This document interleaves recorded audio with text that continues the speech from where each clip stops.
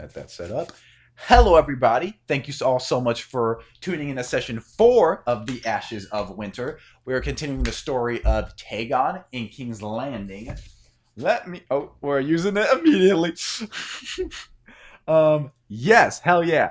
This is a very cool website that Ashton helped me set. I didn't make this. No one made this. Hi, I'm Zachary. We've never introduced ourselves. I'm Zach. I'm the GM for the day, the Game Master for The Ashes of Winter. This is A Song of Ice and Fire TTRPG. This is Ashton. Hello. I knew about this website, but Ashton was very smart and did all this shit.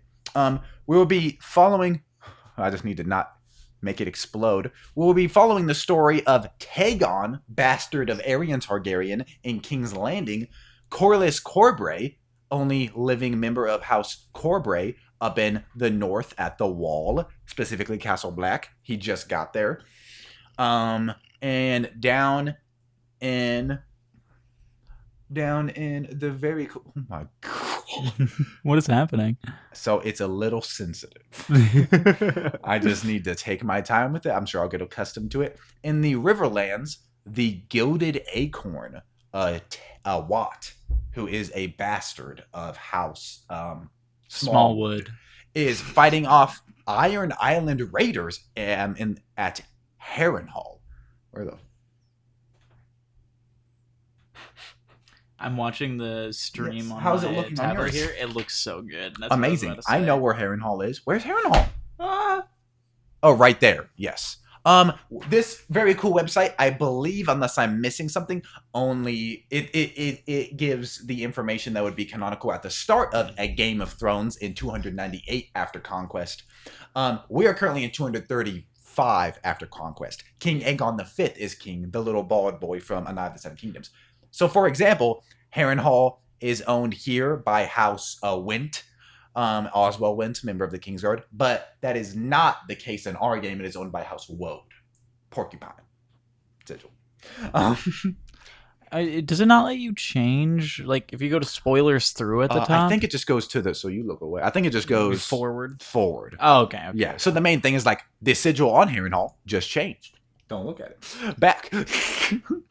But yeah, it's also not caught up, so I need to not look now. That type of thing.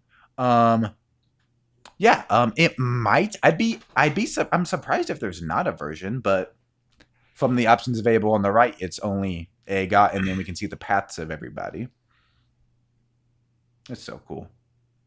Yeah, I found this website and I was like, Zachary's gonna think it's so cool, and he was like, I already know what that is. I specifically quoted Brittany Broski. He was like, I've seen every photo of Jacob Elordi. I have seen this before, but I've never used it in such an awesome way. It feels like when you're a kid and you get the video game GTA or Red Dead and it has a map in it. Yeah, awesome. It's so sick. Here's something that's obviously not the case anymore. King's Landing sigil, or not the case at all. King's Landing sigil is House Baratheon, currently Targaryens, as it's always been. Get over here, dog. Yeah, but without further ado,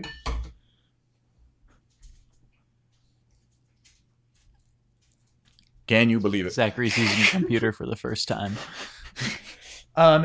Yeah, that is it. I'm gonna leave this up for the moment. Actually, no, that's all we should need from this for now. So I'm gonna turn this back up to. There we go. Fantastic, fantastical. So it works so good. Like I said, we're doing Tagon, Aerion's bastard. Aerion died 2 years ago. You'll recognize Aerion from A Night of the Seven Kingdoms, the main antagonist. Corlys Corbray in the north. His lord father died in the last Blackfire Rebellion, and he is current lord. But Jasper Aaron, as punishment for his father fighting for the Blackfires, stripped House Corbray of their lands. You only just got back Lady Forlorn, the Valyrian ancestral steel blade, Valyrian steel ancestral blade of your house, and that's what you're kind of doing. Technically, you have fulfilled your oath in the north. To a degree, you helped bring stuff back. You helped bring supplies back. Your confidant and close friend Baelish is the one that's ensuring it returns. But you uncovered a wildling invasion that you are helping, for better or worse, to put down. You just saw not the Lord Stark, but a member of House Stark, Archos Stark, died in your arms. Currently, you rode north to the Night's Watch with Robar Bolton to ensure any wildling prisoners do not escape. And then Tagon is in King's Landing. Let's calm down on saying that I did things, because I am not Corliss. I would not do what Corliss does, and I do not agree with what he says. Using my A Song of Ice and Fire TTRPG, Corliss is a warrior. Mm-hmm. Watt is a ranger, and Tagon is a schemer. Tagon is currently uncovering a ruse in King's Landing that no one knows what is behind it. People have just died. Recently, Duncan the Small and Jaehaerys, I don't say the second, not yet. Jaehaerys got kidnapped, and you helped rescue them, which engrossed you to your uncle Aegon. And additionally, 2 members of the Kingsguard are dead. Willem Wilde and Donald Duskendale, who you saw in A Night of the Seven Kingdoms, have been mysteriously killed. I recently, this is off topic, but we get off topic every single time we begin one of these episodes, so I think it's okay. I was playing CK3 Aegot, and I was playing as a Targaryen born of Maekar, who was just an adventurer. He was a gallivanter, so he just didn't want his what he was supposed to get by being a child of Maekar. Yeah, well, that makes sense too, because if you were younger or whatever, you have 4 siblings regardless, unless you were playing one of them, in which case you have 3. But what ended up happening is I went back to King's Landing, and for some reason, Duncan the Small, spoilers, Duncan the Small dies in the real Aegot world, and Jaehaerys II becomes king. Duncan survived and became king, and Jaehaerys came with me on my stupid adventure. I saw him like be like, "Hey, can I come with you, please?" And I was like, "This is insane." That's awesome, because Jaehaerys did not want to be king. Duncan would have been an incredible small folk king. He married a commoner. That's why Lionel Baratheon got freaky with the war. Can you zoom in with console commands with the hotspot, because it's real. It lets me zoom out fine, but it's crazy. And then if I zoom in, oh, is that all I can zoom in? Oh, okay. I was trying to get even closer, but it looks like that's the max, which is fine, because that means that I can't do anything. Yeah, we're not going to go forward. Stop killing each other. The land of always winter, aka terrifying shit. Oh, awesome. So we're down here at Castle Black, where Sam Tarly is at. No, not at all. Alt tab, going back to that, and then OBS is still right there. Perfect. So, yes, the Ashes of Winter, Session 4. The reason it's called that is because we're in the middle of an event that will come to be known as the Terrible Winter, that has claimed the lives of many people. All of Westeros is in a large winter. To my knowledge, it is the last big winter before the one in the Game series. Yeah, and then Tagon is investigating deaths in King's Landing for his uncle. Unbeknownst to what is occurring, his sister, who is not Aerian's child, his half-sister, his mother's child, Trisha, is her fake name. Her real name is Amalia. You are currently under the alias of Bulric. Your hair has been dyed blue, and she is under the alias of Trisha. In the Red Keep in King's Landing. And then we just met Watt for only 3 scenes, I believe, at the end of last session called Duncan Did This.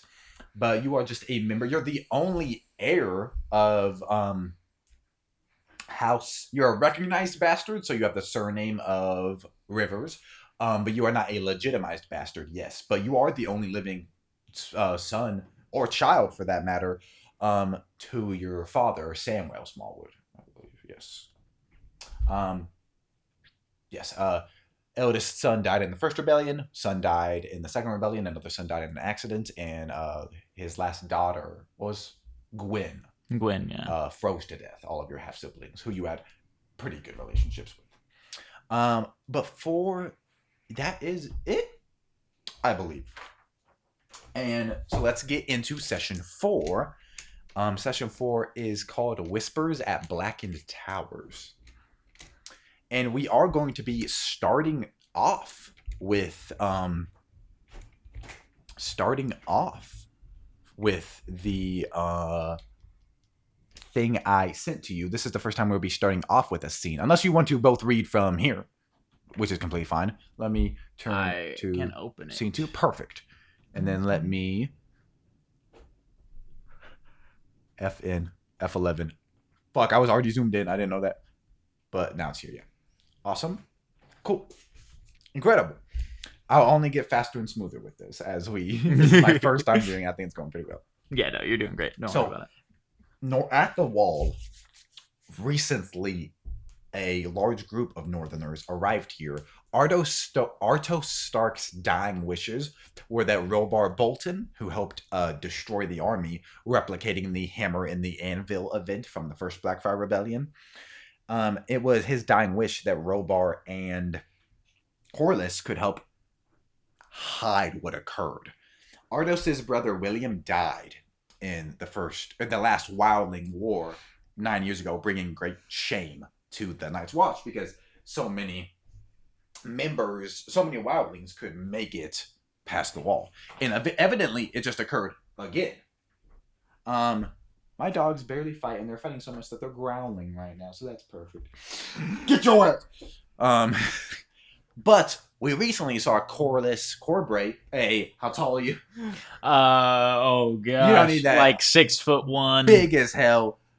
Full plate armor, a very intimidating figure in Robar Bolton, also full plate pink armor, intimidate the Lord Commander and force their way into the large building that all the wildlings were being held in. So, minutes later, Lord Commander Jack Musgood is sitting in the hall of Castle Black, just sucking down on soup, kind of annoyed but also intimidated. He sits shivering and contemplative. The door opens as snow blows in and closes, and a figure shorter, with a hood over his head, sits and takes it off. It is Brynden Rivers. He has very pale skin. He's a Targaryen, but he's also in, I don't know if it's ever been like verbally stated, but he is albino. He is the palest Targaryen to exist. Pale skin, a red birthmark on his left cheek that resembles a crow or a raven. One of his eyes is plucked out or scarred out, and then the other remaining one is red. During his tenure as Spymaster, a common saying was, Lord Bloodraven has 1,000 eyes in one. It's crazy. Yeah, and he comes and sits and says to Jack Musgood, they are dealing with the wildlings now. Good. Let them. I'm sick of those savages. I'm sick of these noble savages, too. Valeman or Northerner. They're all fucking savages. I hope they freeze when they depart. Men like Corbray and Bolton do not die easily. That is what I'm afraid of. You think they come as wolves? They are wolves. Southern wolves cloaked in stark honor, maybe, but I've seen their kind. Killers with something to prove. Men who swing first so no one sees them hesitate. Lord Bolton already has a reputation, but that boy, he's dangerous. And you think they've come for us? Haven't they? Edwyle Stark sends men to north to deal with wildlings, and we're meant to believe they have no punishment for us crows. Yes. You don't believe that. I do. Corlys Corbray is a blade, nothing more. He goes where he is pointed. Lord Bolton is a man who understands fear and station. More importantly, he understands where each belong. Meaning? Meaning neither of them will mistake this place for somewhere they can rule. This is not the South. This is not King's Landing. Power here is narrower, colder. It does not bend as easily to ambitions. The Lord Commander is elected. We will be just fine. Men are men, no matter how cold it gets. Ambition needs warmth to grow. Allies comfort. There is none of that here. Only sorrowful duty. Even if you are right, it changes nothing. They're here now, and the Watch, we're not what we used to be. You see the cracks because you stand inside them. That is why you think the wall is falling. But I see what holds it together. And what is that? You. Don't start with that. I'm no commander. I can barely keep myself upright half the time. I don't give speeches. I don't inspire men. Seven hells, half of them think I'm asleep even when I'm talking to them. They listen. Whether it be out of trust or pity, you do not chase glory, which means you will not waste men trying to earn it. You understand Stop fear, licking my hand, bro. but you are not wholly ruled by it. You're describing a phantom of this old man. I am describing a man who has survived here longer than most without losing himself. That is rarer than courage.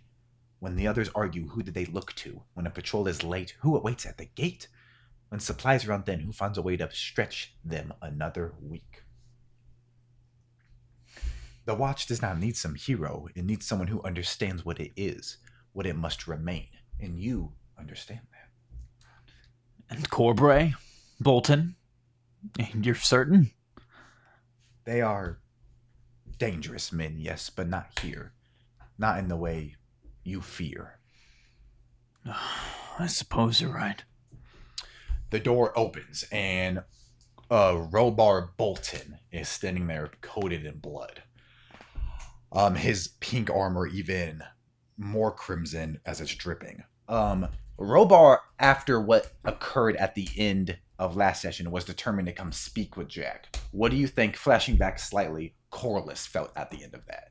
So after Robar slices the throat of the last whimpering wildling, and he bleeds out while a handful of other ones bleed out as well, standing there waiting for them to die. What do you say, Corliss? Also coated in blood, your blade just as bloody as his is. He would stand there, like, breathing for a while, like, trying to wrap his brain around what he actually just did. Because it's different committing an action than living with that action. You probably also had a bit of sunken cost fallacy. So after the first one, if a couple of them started crying or whining, there was also children here as young as 14.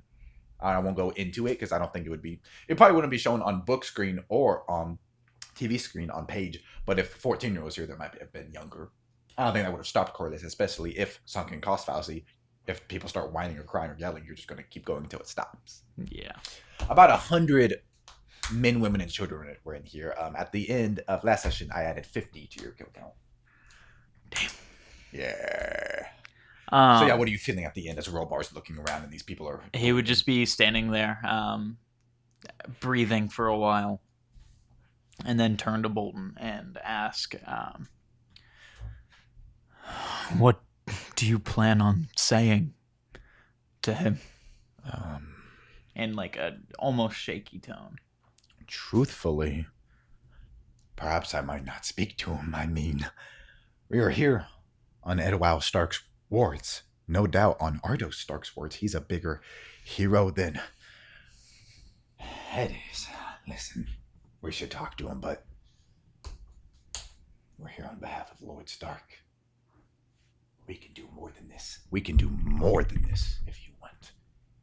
But for the time being, I'm sufficient. Cleans off his blade and stabs it back in. There can't be many men here, especially with the cold Night's Watch. After this winter ends, they'll send out a bigger draft of more requests to King's Landing. I don't doubt that there was double the wildlings here than the men. It won't be easy. It won't be difficult to convince them to keep quiet. Would you like to come with me? Talk to Lord Commander Sleepy Jack? Or would you like to go somewhere else? So I think logically, Corliss would want to go with him. He wants to learn how to be a lord, and how to intimidate. Use your station. Yes. However, he is 18, and he just killed 50 people at one time. He's been a man for 2 years. According to Joel. So if you would like, yeah, I can roll a wisdom or a constitution check to see if my body or my brain will allow me to go with him to do this. Or if my brain would be like, get out of here, get out of here. No, yeah. You can do whatever you want. If you do endurance, your body will move with him, but you might role play much more reserved. If you want to do wisdom, that would be, if you succeed, you'll go and you'll be much more intact or whatever. Then I'll do wisdom, even though that is the lower thing, I think it makes more sense. And if I do end up going, I don't want to just stand there. Yeah, you are using my system where there is no stat limiters, so you have almost all your points in endurance, right? So this is nothing. Yes. Yeah, We none you of those would apply anyways. we have strength, agility, endurance, wisdom, intellect, and allure. The 6 stats from D&D 5e. It's gonna be a 6. Are you eating something, son? Okay, 6. So that would be a failure. So your brain is not working right now. Do you think that means your body shuts down, or your body just goes in tow with Robar? What are you eating? I don't think shut down would be the right word, but I do think he would tell Robar to go on its own. Yeah, you can mutter something about like, stay. I'll find you after. I'll find you if that's not done yet. Hey, and he kind of collapses heavy metal on yours. These aren't people. I know, especially in the north. Trust me, I know. We have Skadosi. We have you have the mountain clansmen. We have the frog folk. People have measures to them that make them people, and if I had to set them in a row, the wildlings would be last. These are savages. They killed Artos. I know you only knew him for a small time, but you have a squire in tow, don't you? What if they got them? They didn't care. He'll do a history check. Huh? You saved Jasper, didn't you? I heard about that from mountain clansmen that wanted him dead, and his boy, barely a man. These men are no better. You're right. So whatever you wish to do, sir, Lord Corbray. Do you think that would cause a re-roll of that wisdom check? I think so.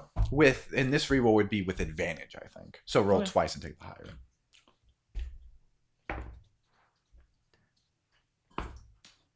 9.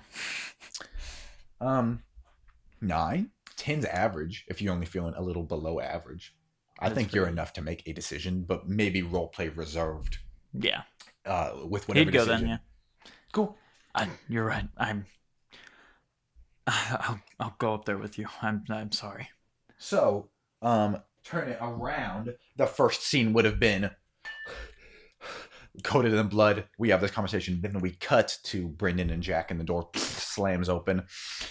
Robar comes in, and like, there's chairs around the table, but he grabs a chair and slowly pulls it to the table and then sits, his blood coating the table. Do you think you stand behind him or sit at the table as well? He would sit at the table more for performance than actual anything else. Awesome.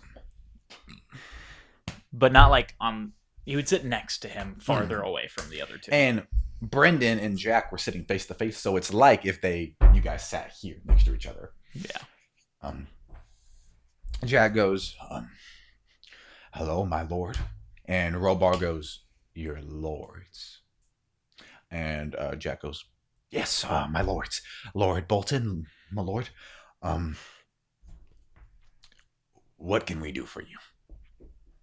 Robar looks between Brendan, who's just staring coldly, unmoving, and Jack, and goes, I'd like you to explain how this happened again. Not as great a force as last time, but you would think in the middle of a winter.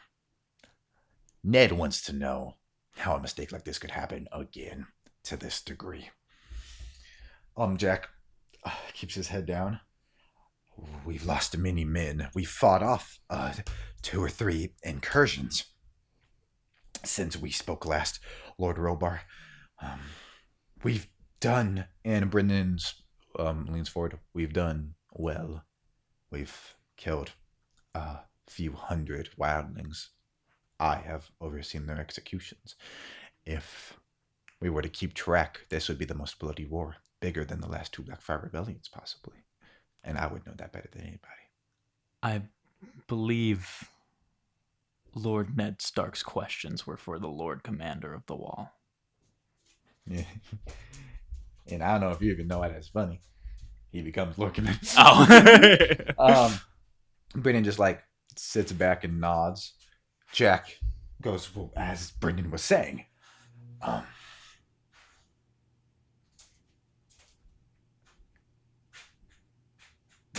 sorry, my dog is sniffing very aggressively. I apologize. As he was saying, we've done well. This was one, and I doubt that they came through Castle Black. We only man most of the castles, but especially since the winter has started, not everyone has been entirely manned. Perhaps if Lord Stark, Karstark, Kerwin, Bolton, if you could offer some men to man these, um, uh, to man the walls during these troubling times, we could reimburse you. And Robar laughs almost, and it's the most joy you've seen out of him. And he goes, That would confuse Corliss a lot, I yeah. think. How much would the Night's Watch have to offer a lord such as myself? And Jack nods and goes, especially with King Aegon the Fifth on the throne, we get many a imburseful shipment. Food supplies, gold. We could give a tithe of that to Lord Stark. Um, and Lord Bolton goes, or if my men were the ones doing the protecting, a tithe to me. Perhaps a tithe to Lord Corbray. And you Well, look between them. Is it not for the betterment of all the realms that the night holds its watch?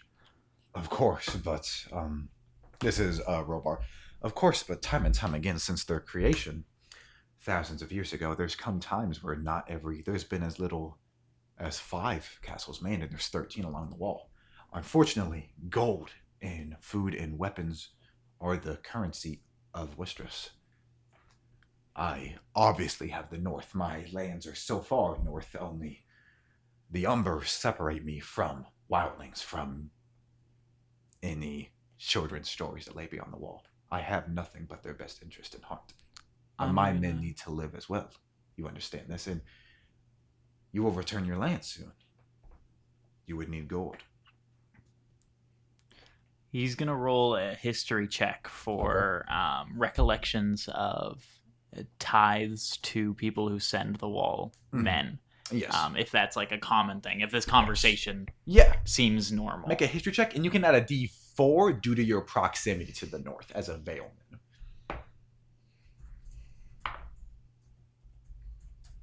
That is going to be a total of 15. 15, okay. Because I did take proficiency in history because I thought it made sense for a noble.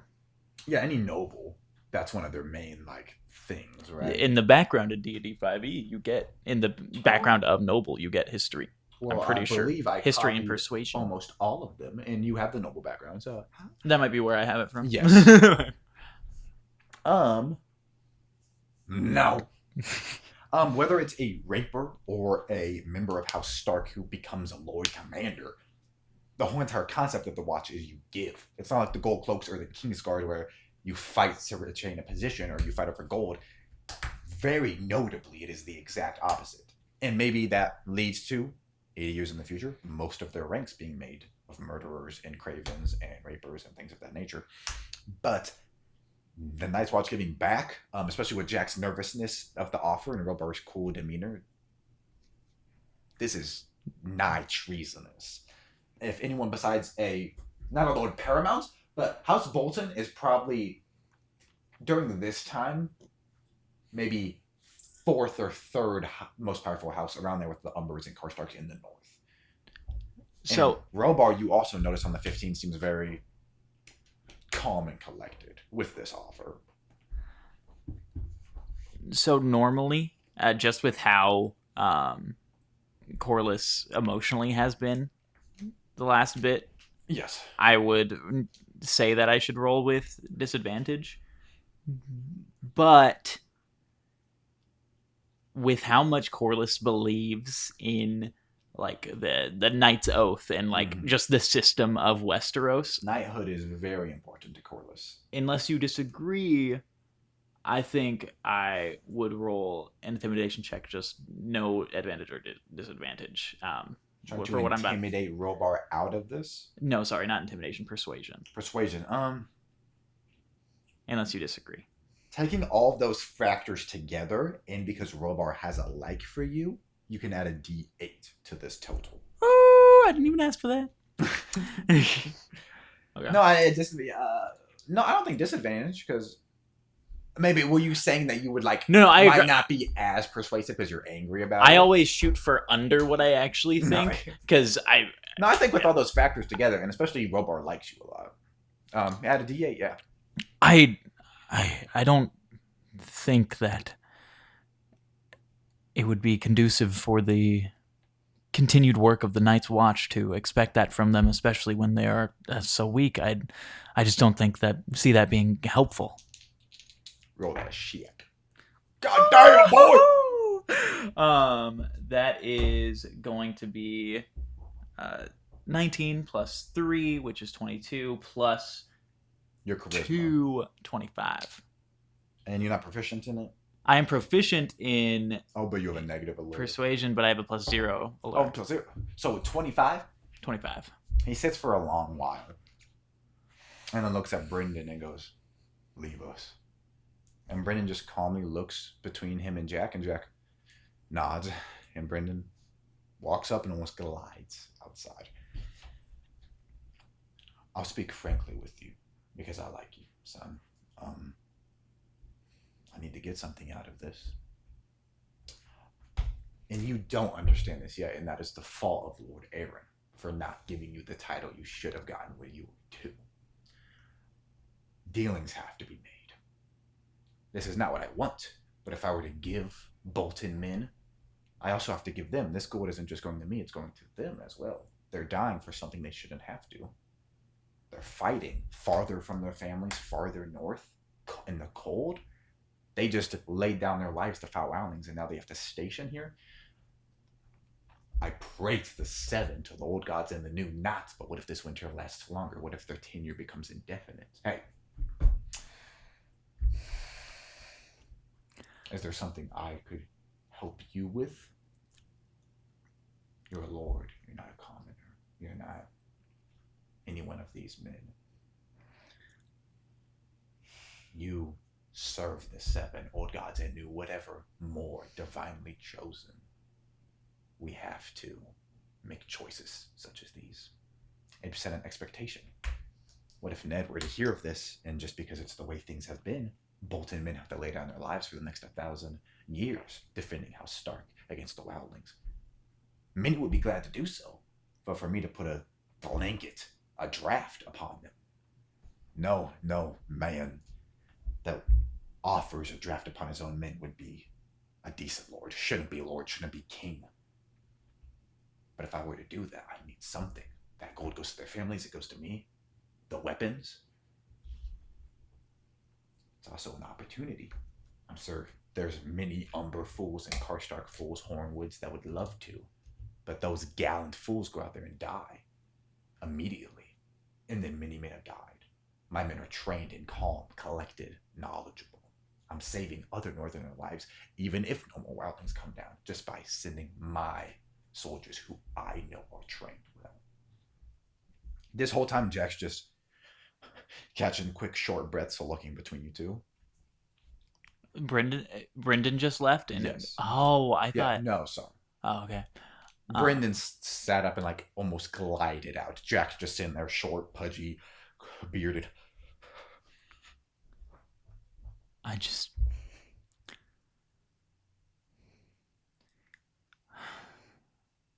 It never felt right giving a man gold to take a life, and it doesn't feel right getting gold for a life either.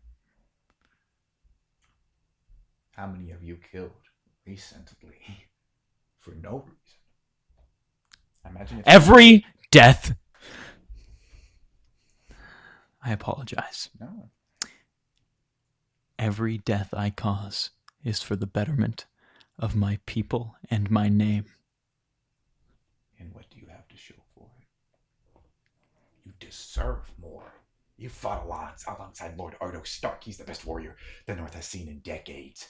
He died and you lived, and all you have for it is scars and more beats on your decades-old armor. And this was exactly what Corlys was saying to Arthos when he fucking died. This is. Oh my god! I'm sorry. I'm locking in. I couldn't tell that you're a lord now. You've killed more than I personally did in the last rebellion, and I fought on the front lines. The potential you have within you is not being capitalized upon in any capacity. My dropped frames are 0 if your thing is not. I was fixing it. All you have is worsened armor. If that blade wasn't Valyrian steel, it'd have nicks in it, it'd be broken. But you could have more lands than your father did. Gold to show it, gold to buy people to protect your future bride, your future heirs. You deserve that. Lord Commander Jack. Would you two like to discuss this privately? No. How much would you be able to offer without harming the operations here? Outside of men using it to gamble and take dangerous visits to Molestown for whores, our gold currently has not much use, to be frank. Or it could even be a loan. I could gift it to Robar. He's closer to the south, gift it to you as well, and you could make better use of it, and then it could be returned. Whatever the lords deem fit.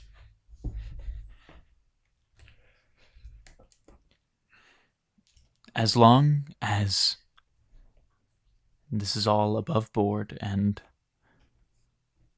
no, the wall will not be harmed from this deal. It will be reinforced, stronger than it has been since the winter started. I believe you to be correct. I will, once I gain my lands back and my people, I would also be okay with either sending men or supplies if that was needed. Thank you. Yes. Truthfully, even if the supplies cost more than they would traditionally, that is what we need right now. Not the stockades of gold, the food, the weapons, the logs for warmth. That's a fantastic idea, Lord Robar. Yes, I agree. I feel I should be getting back to the Starks to notify them of our mission's success, unless there is anything more that we each must discuss. Robar goes, I have a handful of things I want to make sure we're just clear on before you depart. Yeah. Lord Jack, come here. And Jack stands up and there's a couple scenes in Game of Thrones or A Song About Sapphire I love, where a person in power makes someone look like a fool even though they should have the power. The most recent example of that, Night of the Seven Kingdoms, Arion made the Lord of Ashford get on the ground and find his nut. So he makes him walk over and tells him to kneel, and the Lord Commander of the Wall does so, and he whispers something in his ear for about 10 seconds, and then they back away from each other, and he nods and walks off. And after he closes the door, he kind of, you can hear him yelling, barking commands immediately. Robar turns. You recall what Arthos said about the many people who fell to the winter. Yeah, yes, I do. Fantastic. Then these wildlings are just among them. Of course, perhaps got through the wall, lived peacefully. We found them. They could also be Skagosi. They could be mountain clansmen. All of them have these primitive furs. They could be anybody. We just came upon their bodies. The winter's cruel. Additionally, correct. If you were to speak of this conversation, it would be only to inform Lord Ned that House Bolton will gladly supply men to ensure no more wildlings wander south to freeze to death. Well, yes, it's only for the betterment of the wall. If you ever need anything when you're in the north, come to me. Yes, Sir Bolton. Thank you, Sir Bolton. That is all.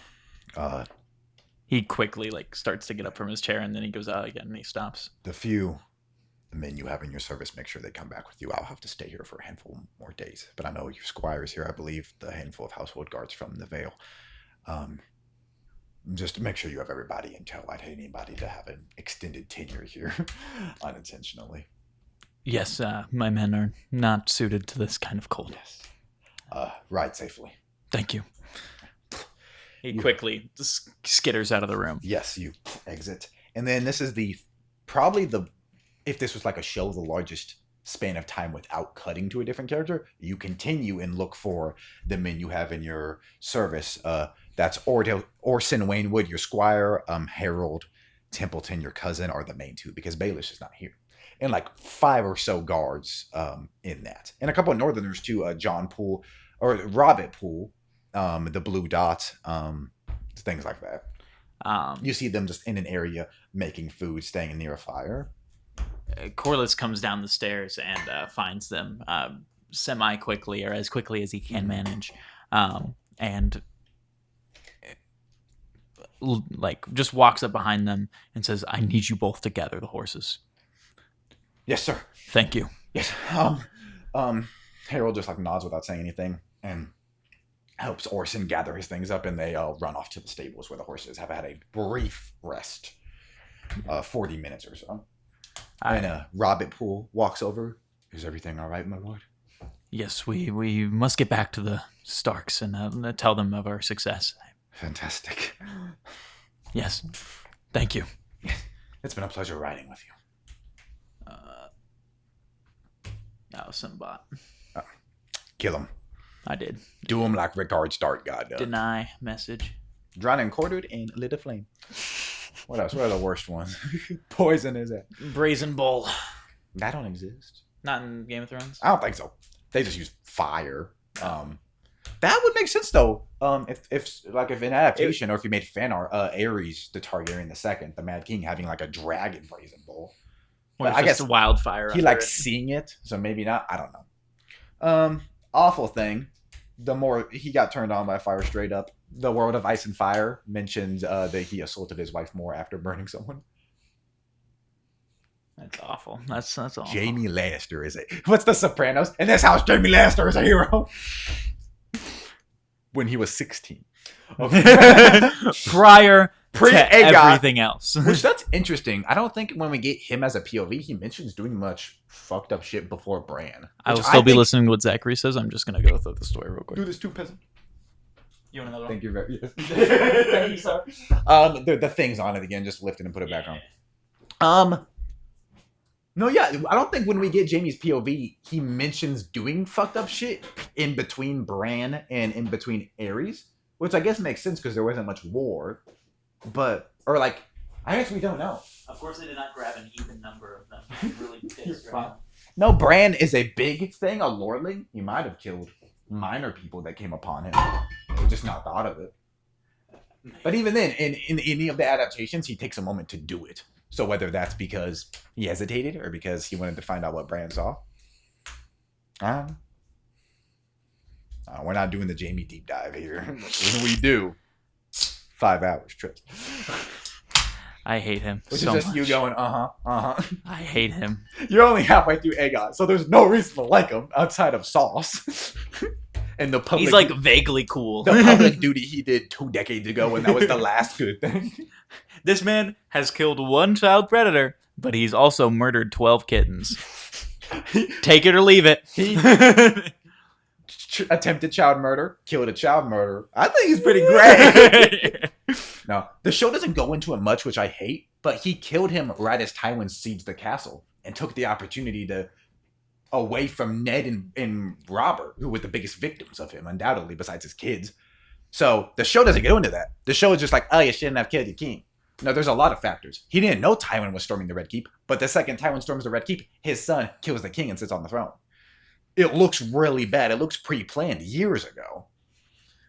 He didn't know. He probably expected to die. He had no idea Tywin was storming the Red Keep. He just killed the king. And whole keep is filled with Targaryen guards.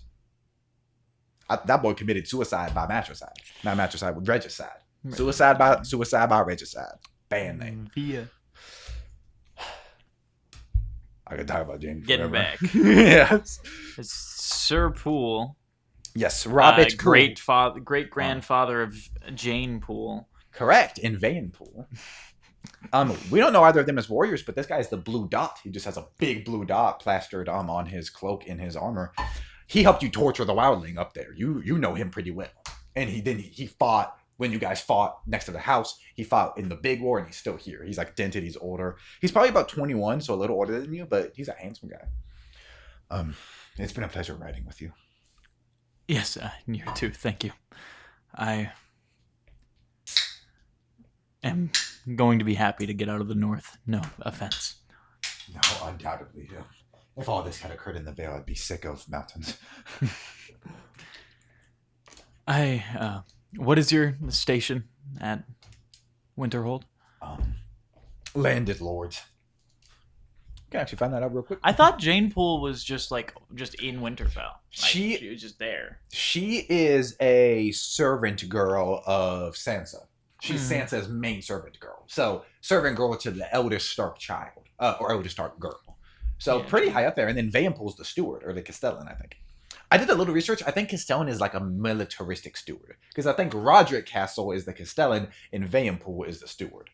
There's a big ass ad. Oh. It's a noble house. That's all that's known. Yeah, Jane Poole isn't. Just a noble, not a landholder? No. Huh. Which probably means someone's ancestor did something and they got lorded. Maybe this guy. Oh, you were saying, yeah. I was thinking that, but if he's already a knight, but maybe he is the first. Hell yeah. Similar to like House Clegane, Clegane's keep. Tytos had land to give, so he gave it to him. But if he didn't, they'd just be Lord. Like Littlefinger is Lord Baelish. He has, when he's Lord Baelish, he has no lands, no heirs, no wife. But he's same as Lord Varys. Varys isn't a knight. He doesn't have anything. He has a position, but he's called Lord Varys because he's been lorded. Same way you can get knighted. But landed lords, if that is the correct term, I believe it is. Yeah. Those are the minor guys like House Smallwood, and then there's Lord Paramounts, which are these great houses. I think there's 9, because I think some houses are great houses. I thought great houses was just the power they hold, and Lord Paramount was for the titles. Yes, yeah. Every head of a great house, or a greater house, which I think great house is one of those few things that he has not expanded on. I think great house is only a term used in AGOT. But maybe it's because some of the great houses get dissolved. Well, I don't know. I think I don't know. Never mind. I know there's a couple terms that he just like only uses in AGOT and then doesn't return to, and he replaces them with more fantastical ones or more medieval ones, whatever he's feeling. Like the Lord Paramounts are a big deal in AGOT. Jaime almost. No, this isn't really spoiler. Not a big one. Robert threatens to give Jaime Lord Paramount. Yeah. I thought it happened early. Which would be a big ass deal. It would be taking away from a great house and giving it to I don't think that plot point is ever brought up again. The direct lineage of a great house. Yeah. I'm glad it's not brought up because I got angry that Robert said that because it was dumb. It almost is out of character. I agree. Which is, if he's just trying to hurt Ned, maybe, but he would not do that to John. He would not do that. Yeah, John raised them. They're the entire reason Robert in the past in Ned. The whole entire reason House Stark is seen as honorable is Jon Arryn. Robert loved Jon Arryn. He specifically only respects 2 people from what we see. He only treats 2 people with true respect, and that is Ned Stark and Jon Arryn past his death. Which is such a great showcase of what he's turned into. Because even I think he refers to Catelyn as you're a woman. He even refers to Catelyn dismissively to Ned. So clearly Robert, especially in his old age, has become so, what's a more regal term, but sniffing on his own fart. He's clearly up his own ass. Yeah, there's no way. But even then, there's implications that Ned might have slept with other women. I don't know if this is an AGOT, but when they're having their feast in the woods with Ned and Robert, Robert goes, "We didn't have much chances to be young," and Ned's like, "I remember a few chances." That might have been improv by Sean Bean, though, because it's very casual the way he says it. But And clearly, I Ned think matured that with his sounds like it approach. would be referring to Robert specifically. Maybe that might have been the case. I just Because like Robert saying that is ironic because he Yes. was always doing that shit. Oh, true. That's how I true. took that, at least from you saying it. No, I've never seen the scene. I don't think it's in the book or the line. The scene is. If it's prior to the hands tourney, then It is. was It's not. on. It's when they're coming down. It was not. I think it's after or before he has to kill Lady. Oh yeah, then definitely not. Okay. Which just the direwolves are so fun. Like Sansa's really. I kind of hate that they killed Lady so quick. Sansa's the only person that's really trapped in A Song of Ice and Fire of the Stark children. I think ladies that looking back, it would have been so cool if there was like a queen or a princess or a lady with a direwolf. But I think Lady's early death is meant to be indicative of like Ned's failing. It's very The wolf inside of Sansa is being killed. that Sansa's unprotected. There's a lot of moments where the direwolves protect and save them in the early. Eventually, Bran. less directly saving Bran's life. Which, what do you know of Bran's story? Major effects. What do you know? I know about Greensight, if that's what you're referencing. Yeah. Bran is a wizard. That got spoiled for me because of CK3 AGOT. It's literally no one's fault. I'm just a nerd. I mean, what story could Bran have? Really? It's just, I love how all the kids become. Do you know what happens to Arya? She gets really good with needle. She gets like roguish. I just love how like 5 kids.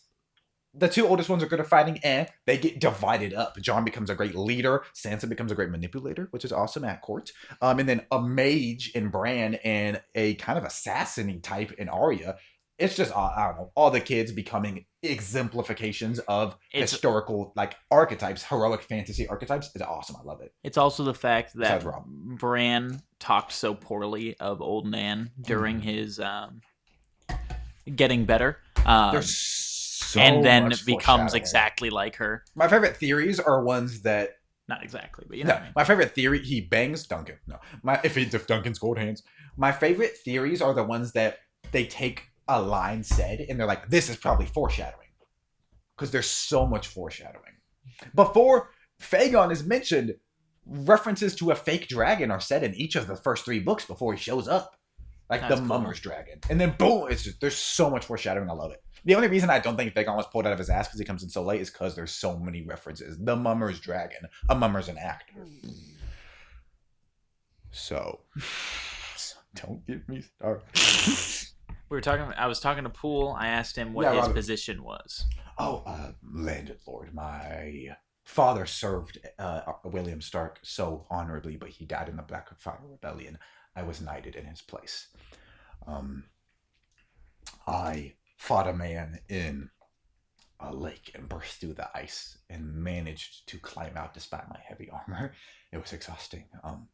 Hence the sigil. Not canonical, but it's a blue dot in the north. Yeah. And his name's Poole. In my... Yeah, it has... It has to be a lake or something. Yeah. In my brain, at least when I heard that he's called... It was the blue dot. Mm-hmm. That it sounds like a reference to the first picture of Earth that was ever taken. Pale blue dot. Fun. I came up with that. That's not like a... Oh, okay. Never mind. But fun. I like that. Which, I don't know how that would apply to this, but... It's blue because it's water. Yeah. No, we only know Van Poole, who doesn't continue. And Jane Poole continues in actually a pretty cool way, but we don't know much about her story. She just does quite a bit more stuff. And I got the title.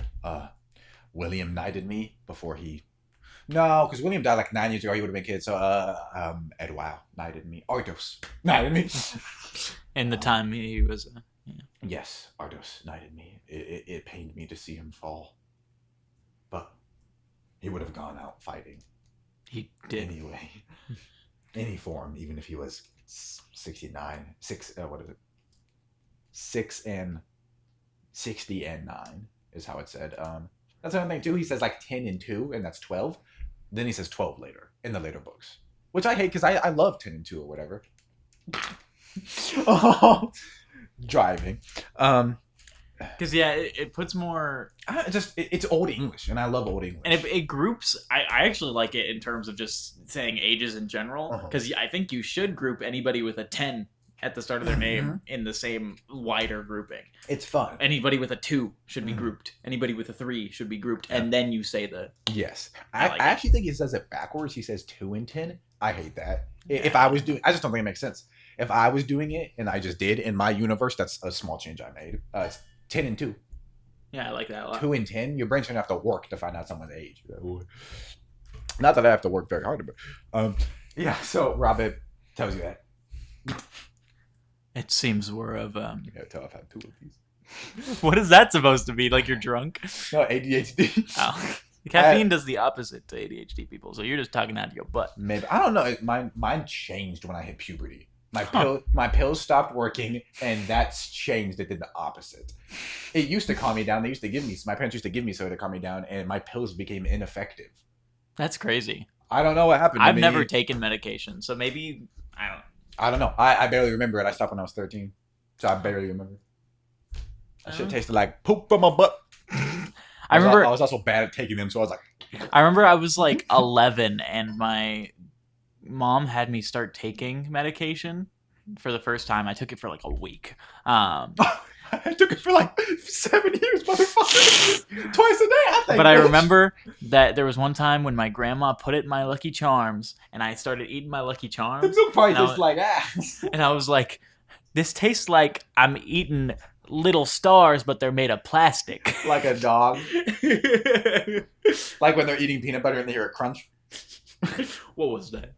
I think also I had to take it twice a day, and I think they sometimes didn't give me it in the evening because they didn't care if I was hyper. But I don't know if that's how medication works. It might have been. They're not supposed to do that. Yeah, because it actively. It also was expensive, so they were whittling it down like that. So that it might have. I might have just built up an immunity to it. The reason that medication like that stops working is it actively changes how your brain functions. Your brain starts functioning on the. Your brain starts functioning on the medication and working with how the medication works for so long that it changes your brain function. I'd be a Madden fan if I kept taking. Okay. I cannot imagine you opening Madden on your PS5, bro. I can't wait to play Rocket League. No. No, I'm playing Skyrim and creating a story that Skyrim doesn't have. Okay, Robert says all that. You guys bond over that. It seems that we're of a similar cloth. Then I was of a. I am of a similar past. My father died in the 4th Blackfire Rebellion, and it was a 4th or 3rd? First. Oh. 4th one happens. That's the one that Corlys, if he lives, will be fighting in. It happens right after the winter ends. The second one was like the first one, and then the first one was. The first one was like 2 decades ago. I actually don't know. My father died in the Blackfire Rebellion. Every other Blackfire Rebellion has been goofy because the first one was the one that Daemon Blackfire, the king that bore the sword, and then he died, and all the other ones were goofy. No, it was it was the first one because the second one you will see in a television show, and it was very brief. It was like a week, if that. And then the third one, maybe the third one that hasn't happened yet. It was the first one, which was approximately 18 years ago then. Or no, he died when you were 2, I believe. So it was 2 decades ago flat. You met him, but he died when you were 2. My father died in the Blackfire Rebellion, and I've been a lord in only name since I went on this mission to reclaim my lands, as you've probably heard from others. He fought for the Black Dragon. Yes. There's no shame in it. That's not you in any degree. Many men fought.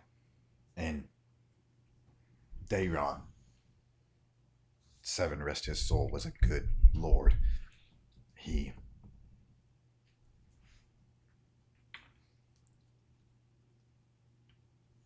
No, I apologize. Ares the first was king. Ares was a very... The fact that you can just remember that. Fuck, I'm sorry. Well, it's so tough because Daeron's kid... I think it was Maekar. I think, because I specifically wrote down your backstory. Maekar's a dick, so he I'm gonna kill your daddy. Which maybe not a dick. I don't know. He fought for the terrorist. No, but very realistic to real life. The king died and his son died, and he was king for like 2 years. That's why I think I like Jaehaerys the first, or like any Aegon the Fifth, kings for decades is like a movie thing. But no, realistically, he died. His son ruled for 2 years. Aerys died.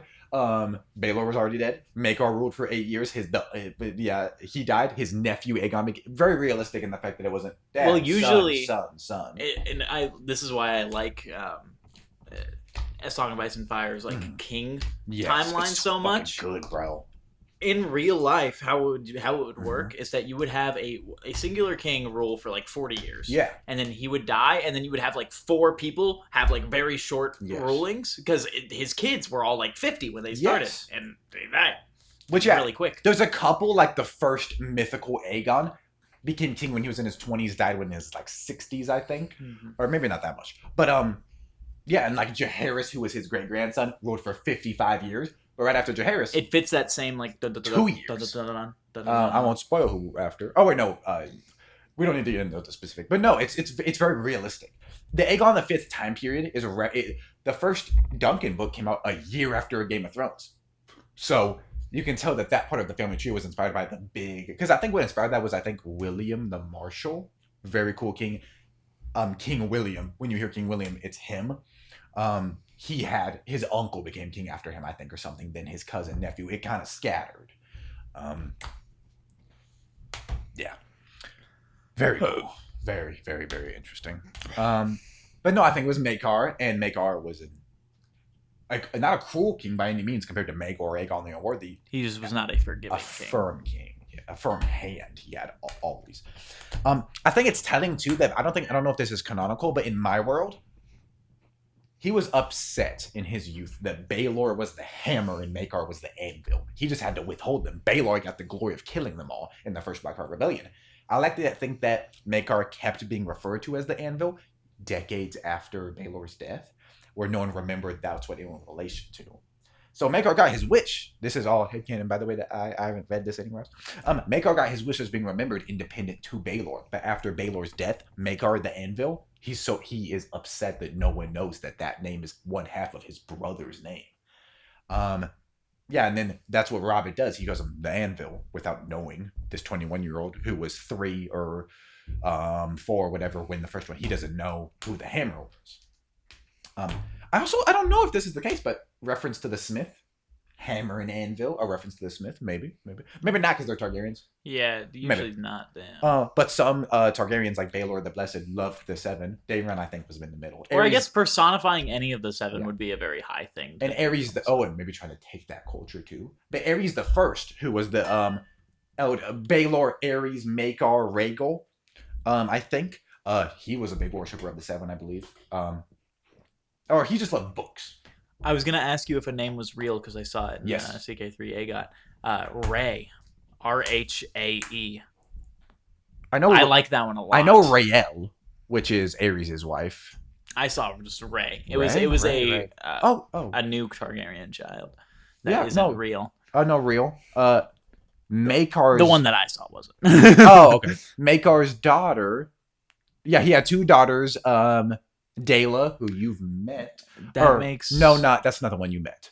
That makes sense then, because it was a child of Jaehaerys II. Not Dela. You've met Vela. Apologies. We don't know. Yeah, we don't know who either of Aegon the Fifth's sisters. He has 2 sisters. Maekar had 2 daughters. We don't know who they married, but one of them definitely married a Tarth, because the World of Ice and Fire references recent relation to House Tarth. Oh my gosh. Brienne is big as fuck.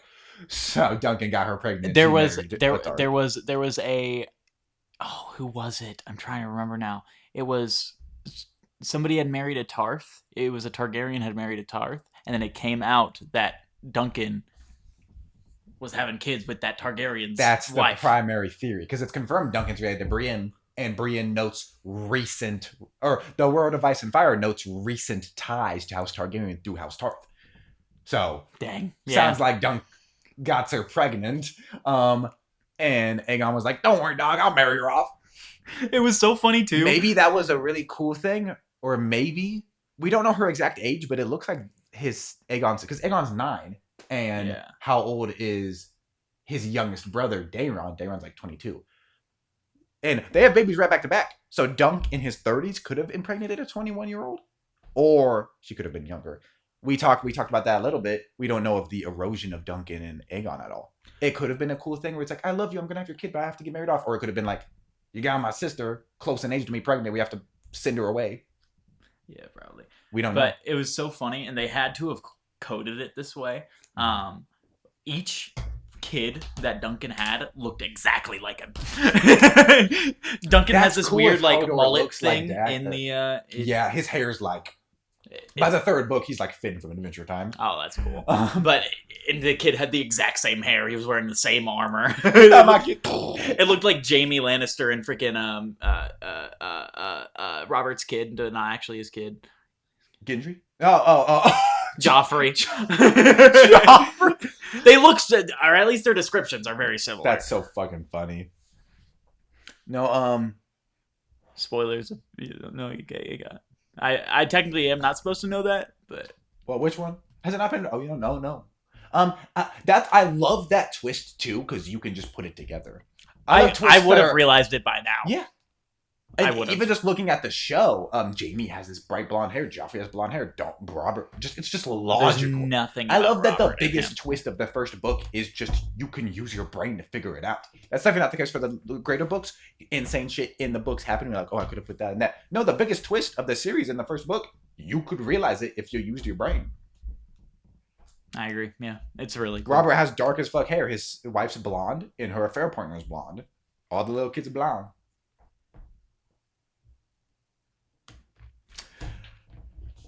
So it's all evil. Anyway, I think this is the main reason I'm fine with us talking like this. Is if you're watching a Song of Ice and Fire TTRPG, you're probably a decent fan. We apologize if you watch our normal D&D game that is in my own universe. We do not have these tangents to any degree. We also have 4 more players, so we couldn't have them. Yeah, it wouldn't work. Yeah. It wouldn't work, and everybody feel fulfilled in the conversation. Yeah, because then that's the street. That's how talking with friends goes. No, but when you do finish that first book, we need to have like a podcast episode where you predict the arcs of the characters, and you can use the knowledge you have too. Fran's currently crippled in Winterfell. How do you think he becomes a mage? The green sight. I've already had the sight or the vision of him being flown by a crow and then landing into the ground. I assume that it's going to guide him in the direction of magic, and he will just use his knowledge or ability to gain knowledge would be the better word for it, to learn about those things. How do you think he moves around? I know because he goes to the north. Tyrion helps make a saddle for him. What if the horse dies? He's gonna get a wheelchair. Sir Duncan the Tall. You can find out what that means. Oh, Hodor. I forgot I told you Hodor's probably his kid. No, yeah, Hodor. I think he's already been carrying him before. Yeah. I just didn't know the because he question. does that. I don't know. I can't remember in the book, but in the show, he does that for a scene before Tyrion even gives the schematics. Yeah. I wish he plans, but Tyrion doesn't like make anything. I wish he did it more. That's another weird, crazy ass first installment. He does acrobatics in the first book, which I'm fine with. You already have him so small he should barely be able to walk. No offense. And you have Duncan so big he should die immediately. Let the tiny guy do cool shit. Maybe it makes him less pathetic if he could do that shit because he could sneak around, be a really good warrior. Maybe. So maybe that's why. I think it's kind of because that's a Tyrion POV. I think it's later retcon that he was drunk. Jamie mentions you think you're good at acrobatics when you're shit faced or something like that, which is a decent retcon. Yeah. Does he do that? Oh, is it at Winterfell that he does crazy shit? Yeah, John. It might be a John POV then. It is, yeah. Fuck. Then I don't know what I'm talking about. Maybe I don't know. But no, it's when John's beating up the training dummy, which I replicated with you in Baelish. Yes. Is there anything else you'd like to say? The Robert pulled the blue dots beforehand. You see Orson and Harold. Orson kind of tugging on his a little more, or bringing the set of horses over for the small group you guys have. I would start to get my horse ready and then look into the group. Do any of you need more rest, or can we go now? In like a very rush. You look in Orson for the first time as thought of sleep. He has thick eye bags under his eyes. He's 14, but he's looking at other people to answer. And no, sir. Harold goes, no, cousin. Even if we fall asleep on horse, do you think we should, one of these Night's Watchmen might be more experienced, tie the horses together? If an avalanche occurs, that might be bad, but you could just cut it. And with how thick it is, even if we're close, we could get. I don't know if that's a good idea. The route very mountainous when we were coming up from Winterfell? You don't know because you went from Winterfell to fight with Lord Bolton and then go to the Night's Watch. You're going to be coming right back. So unless you want to take longer and go back to Lord Bolton, or you want to go directly. If you go back to Lord Bolton, you'll know it wasn't very bad. But you'd be going a straight shot if you went directly to the house. I'll go directly and tie the horses. I think it'll be fine. Cool, yeah. So we see a little... Because it's... From that entire path he saw, it's pretty just plains. It's just tundra. For the most part, yeah. Of course, some hills, and there might be a, mountain. But I think Greenland is the show that they used for the area they used for Winterfell, which is just sprawling hills, and if they are big, they're slow. I like some of the things that they did with, ethnicizing groups in the show. I think... I personally love Irish Northerners instead of Icelandic and Finnish and kind of Viking. But also, I think it makes more sense for the wildlings to be, or the free folk, I should say, whenever we're talking about this.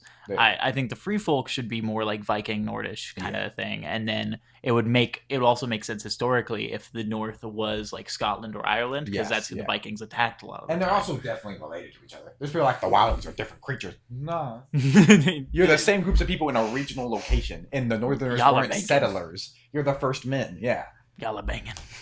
They're probably they came from the same group that y'all came from before the wall was built. The show cuts out the king's title of the king of the Rhoynar, the Andals, and the First Men. They say it at the start, but they get rid of it later, I believe. But I love how the Rhoynar are the miscellaneous brown people, and then the Andals are everybody else. All these people, and then the First Men. They've mentioned that frequently to the point where people think. There's a lot of word building stuff that people think is going to be a big deal. I don't think the Rhoynars, the Andals, and the First Men are going to be a big deal. I think it's just a very fun way to explain the racism. Because they were three separate people, ethnically speaking. And we're not going to get into that. And now they're forced to work with each other. And also, after thousands of years of breeding, they are a one people. But it is interesting how... We haven't gone into that at all. But there are theories, and I don't know if they're bad or if they're based on bad science. It seems like different groups of color originate as different creatures. Now, different types of monkeys, because we was all monkeys, Neanderthals. Yeah. That's super strange. There's even a theory about a specific group of people in Africa. This may be racist, but their skulls are built a different way, and they think that Denisovans. A result of Neanderthals breeding with Cro-Magnons, which is the link between Neanderthal and human. It's just... That stuff's very cool to me, but you get into racism very quickly. I'm talking about it because it's interesting. It is not because the conversation itself is steeped in racism. The way it's used. It is because much of the research that has been done into these things is funded by racist organizations or is done by people who are themselves racist and doing the research for racism. Any medical history done in bad faith and used. And it's all... it's so mainly focused on male and anatomy and shit. It's all bad. One of the saddest things ever is how much our knowledge on how to do medical procedures is based on just how we used minorities to do them. Obviously that sucks. I'm not even gonna say anything. Obviously that sucks. But the reason we know how to perform births without the people dying is because we did that to women of color, the slaves that were assaulted and impregnated. And not to get woke, but I can't even say that at least that research got good out of it, because black women still have the highest mortality rate out of anybody in hospitals, especially in birth, because of mistreatment. So I can't even fucking say the stuff they went through had a good outcome, because no, that group of people that suffered are still the biggest victims of birth deaths. It's all bad. We need a woke podcast episode. I said a line earlier this episode that was a criticism of a current government that is doing something bad. And if you can find it out, I'm going to text it to you later. But yeah, if that is it. We created a scavenger hunt for you to figure out our political opinions. Do it. I'm gonna text you what it was, and then we'll go on to the next. Yeah. So we see a quick little montage. Um, we see a quick little montage of Orson running away first to get those ropes, and you guys kind of nervously look around because you are departing after just getting here, even though you're fully within your rights. You feel sketchy because you just got here, you're leaving. Maybe a part of you, that's entirely up to you, is feeling guilty about leaving Jack with Rollbar in case something happens. I think definitely, but I think Corliss feels out of his depth here, and I think he knows he's out of his depth here. Yes, because you're a lord, but you are young. I've never held this title in reality. I've held this title as almost a hostage. You might have cried earlier. That's the first time you were referred to as Lord Corbray, as like a compliment, or Rollbar doing that to use your title as a social weapon. Yeah. I'm doing all of this for the first time, and it's right after I just killed the most amount of people I've ever killed. I've killed more people in that moment than I've killed in total. So that is a crazy juxtaposition. You did evil sin, killing 50 people, and then you're like, here's Lord Corbray. Your worst actions were juxtaposed by you being referred to by that station in that moment. So you were born in blood to a degree. Okay. I had a notification from Homebase, and usually I get those whenever my shift is about to start. But it was just my boss changing a schedule, so I know sort of freaking out. My main thing about Homebase is I remember I worked at a department store, and they're like, "Yeah, feel free to use the chat function to talk to the." Hell no, don't do that shit.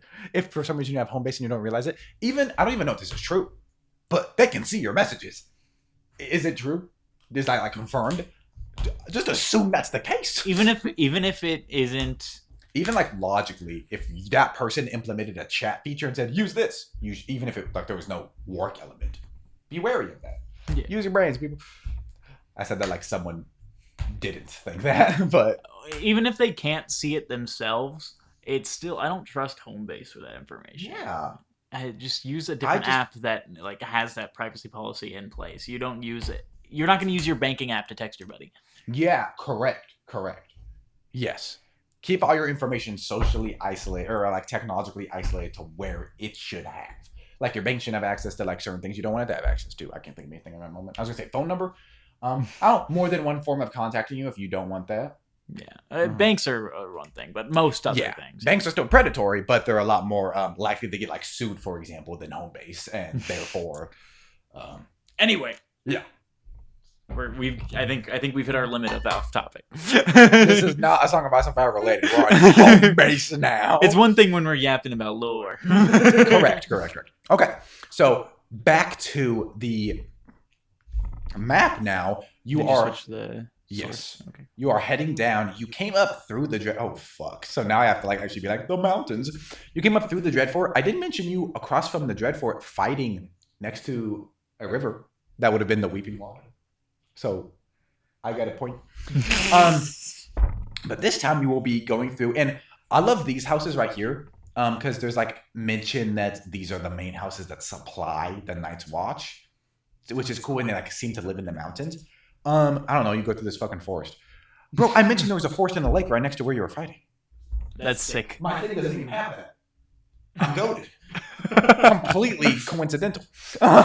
No skill in my part. I love having this map. No skill in my part at all. European. It actually is extremely mountainous that way. Yeah. And not coming back. But you know what? Especially with people out here, this would have been a safer way to go. Yeah. I believe my mouse is on screen, so I'll do it. This would have been safer in open land. Because this is the main road. Yes. Yeah, is this the King's Road? Or no, I don't think the King's Road extends to the north. It's what becomes the King's Road. It's a tributary of the King's Road. Yeah. Probably right around Harrenhal, yeah. Crossroads Inn. I love that inn. Stuff happens there. That's where the lady whose teeth are red from eating all the I know their real counterpart. What are they called in the thing? I don't recall. I know They're beetle nuts in real life. Are they? I don't know. I know that people's teeth get green from chewing on like weed. I like kind of. I know what you're talking about. Weed, but No, it's called. It's some fantasy drug, but it's essentially they're chewing on weed. Sour something. I think it's to fix their breath. That's beetle nut. It makes your teeth red. Let me find the teeth. No, and what's so cool about this is he has so much shit like that, and he had to go to a library and get a book for that. I know I'm going to sound like a 12-year-old, but he couldn't Google that. There are so many. That was the main selling point of AGOT. It was medieval, not fantasy. And that's exactly how you imagine that. I don't know. Scary as fuck. Let me see. Alt tab. I'm cool like that. Fuck, where'd it go? A little bit. They might have to zoom in, but yeah, make sure it looks like you're bloody in your mouth. And all that shit, whether it's types of armor, each point of armor, gorgeous. Yeah. You ever read a fantasy book that mentions gorgeous? I didn't until A Song of Ice and Fire. I love armor, and I didn't know what they wore.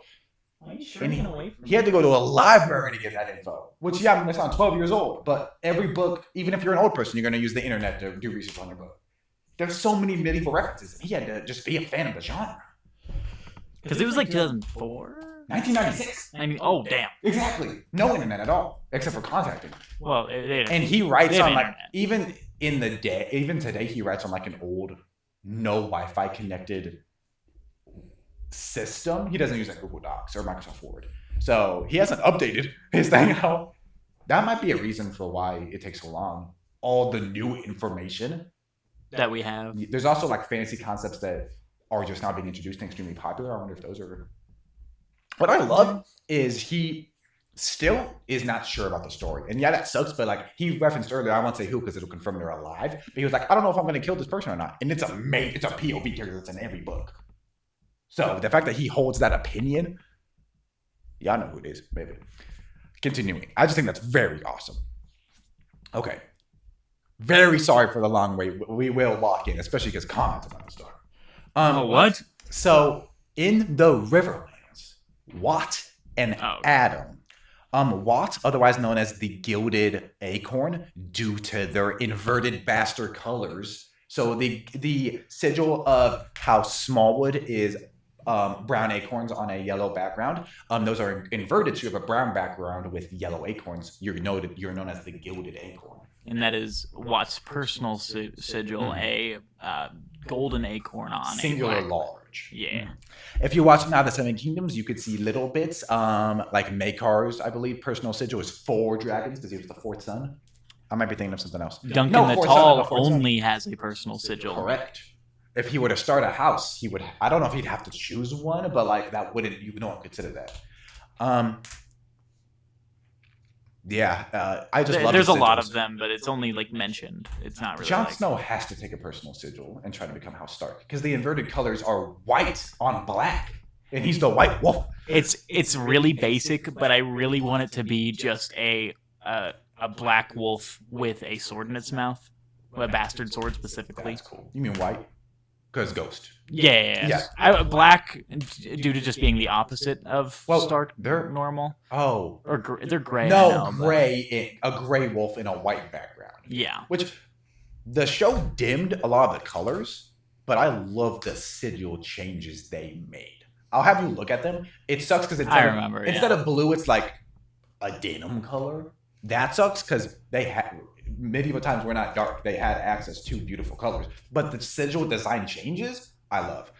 Not going to get into it at all, but like, I'm going to go so fast. So like, you guys won't even see it. So you're not distracted. It would take some time. But just looking at the House Stark sigil, it's all gray. Or like House, fucking, like, look at this shit. House Stark, it's a big gray wolf. Game of Thrones, it's like a large head that's on 2 separate green shades. Some changes suck. The Bolton sigil, for example, is all pink and much better in the books. I love that such an intimidating house has pink as their color, especially because in medieval times, pink was masculine entity. The biggest possible, the best change, in my opinion, is House Mormonts. I guess I can't find a good resource here, so we will look at it later. But Jesus, today's bad. Watt God damn, I heavily apologize if you guys are not enjoying this. If you are, We make the content we want to make, and I'm having a good time. I think I would enjoy this if watching, or I might die. Somewhere in between. Yeah. And I'm also lost. Fuck, what am I doing? Sorry. I'll also get more familiar with the thing after this. Yeah, Acorn's Hall right there. Yeah, the Stony Sept. We are in Harrenhal. Yes. So last episode. And remember, they can see your cursor, not your finger. What do you mean? Because you were pointing at stuff. Oh, they can see. Yes. Okay, I saw my cursor. Last episode, Watt, who was just out hunting, trying to stay warm, saw you still have a frozen rabbit in your pack. The last thing that happened was I shot a. Yeah, I'm going through everything. Oh, okay. Sorry. No, you're fine. Watt saw they were who are we on? Sorry, Watt. He was hunting in the woods. Shot an arrow and saw a fire in the distance. He rode to the Stony Sept and saw that it was lit aflame. He fought with a man named Adam there who looked like a member of a clergy. He had the Faith of the Seven on, but he was a warrior. He had some chain mail and a blade in his hands. You all defended, especially you helped him take out Kristen Codd, who was this large hulking reaver, and you guys discovered that the men attacking were reavers, sent by presumably Lord Reaper of Pike, Dagon Greyjoy. You then were informed by Adam that both of you dudes should go to Harrenhal because he heard that Harrenhal was set to be lit aflame next. And you rode there and saw many men outside of Harrenhal. He caused a distraction and you noticed that a large cask of ale or wine had been lit over or knocked over and spilled. And the second that he said the light of the seven will shine on you all or something of that nature, you hit it with a lit flame arrow that caused this mass explosion that caused them to turn. So cutting away from riding Corliss, we cut to Adam decapitating someone. Please roll initiative as you are in this tree firing arrows and Adam is fighting about 3 men. That one's lit on fire and the other 2 are distracted. Cool. I am going to try and shoot the one. Roll initiative. Oh, yeah. Sorry. But then you can do whatever you want. Of course. Already has expertise in initiative, so this is going to be a +9 on this roll. 9. That Don't put that is evil on me. going to be a total of 23. Am I first? Yeah. I love when I can ask that question and be serious about it. The second character you played for me in our life that has fucked me on initiative. The first was level 30 though. You're level 4 and you're doing this to me because I made a system that allows it. And that's fine. Which +10 being the maximum that a single skill could have makes a lot of sense. Do that. Because eventually you're just gonna get really good at everything. And this would be good in a party as well. It is difficult with this one-on-one. He's playing 3-player characters. But in a party, if every player had a really good niche, that would make sense. Jamie is only good at fighting. He's charismatic, but he can't read at all. I don't know. I guess that's a little of a spoiler. We found out that he's pretty dyslexic, and Tywin was not nice about it. So I would think he wouldn't have good intelligence or wisdom. So strength, dexterity, and con would be it. He's only good at fighting.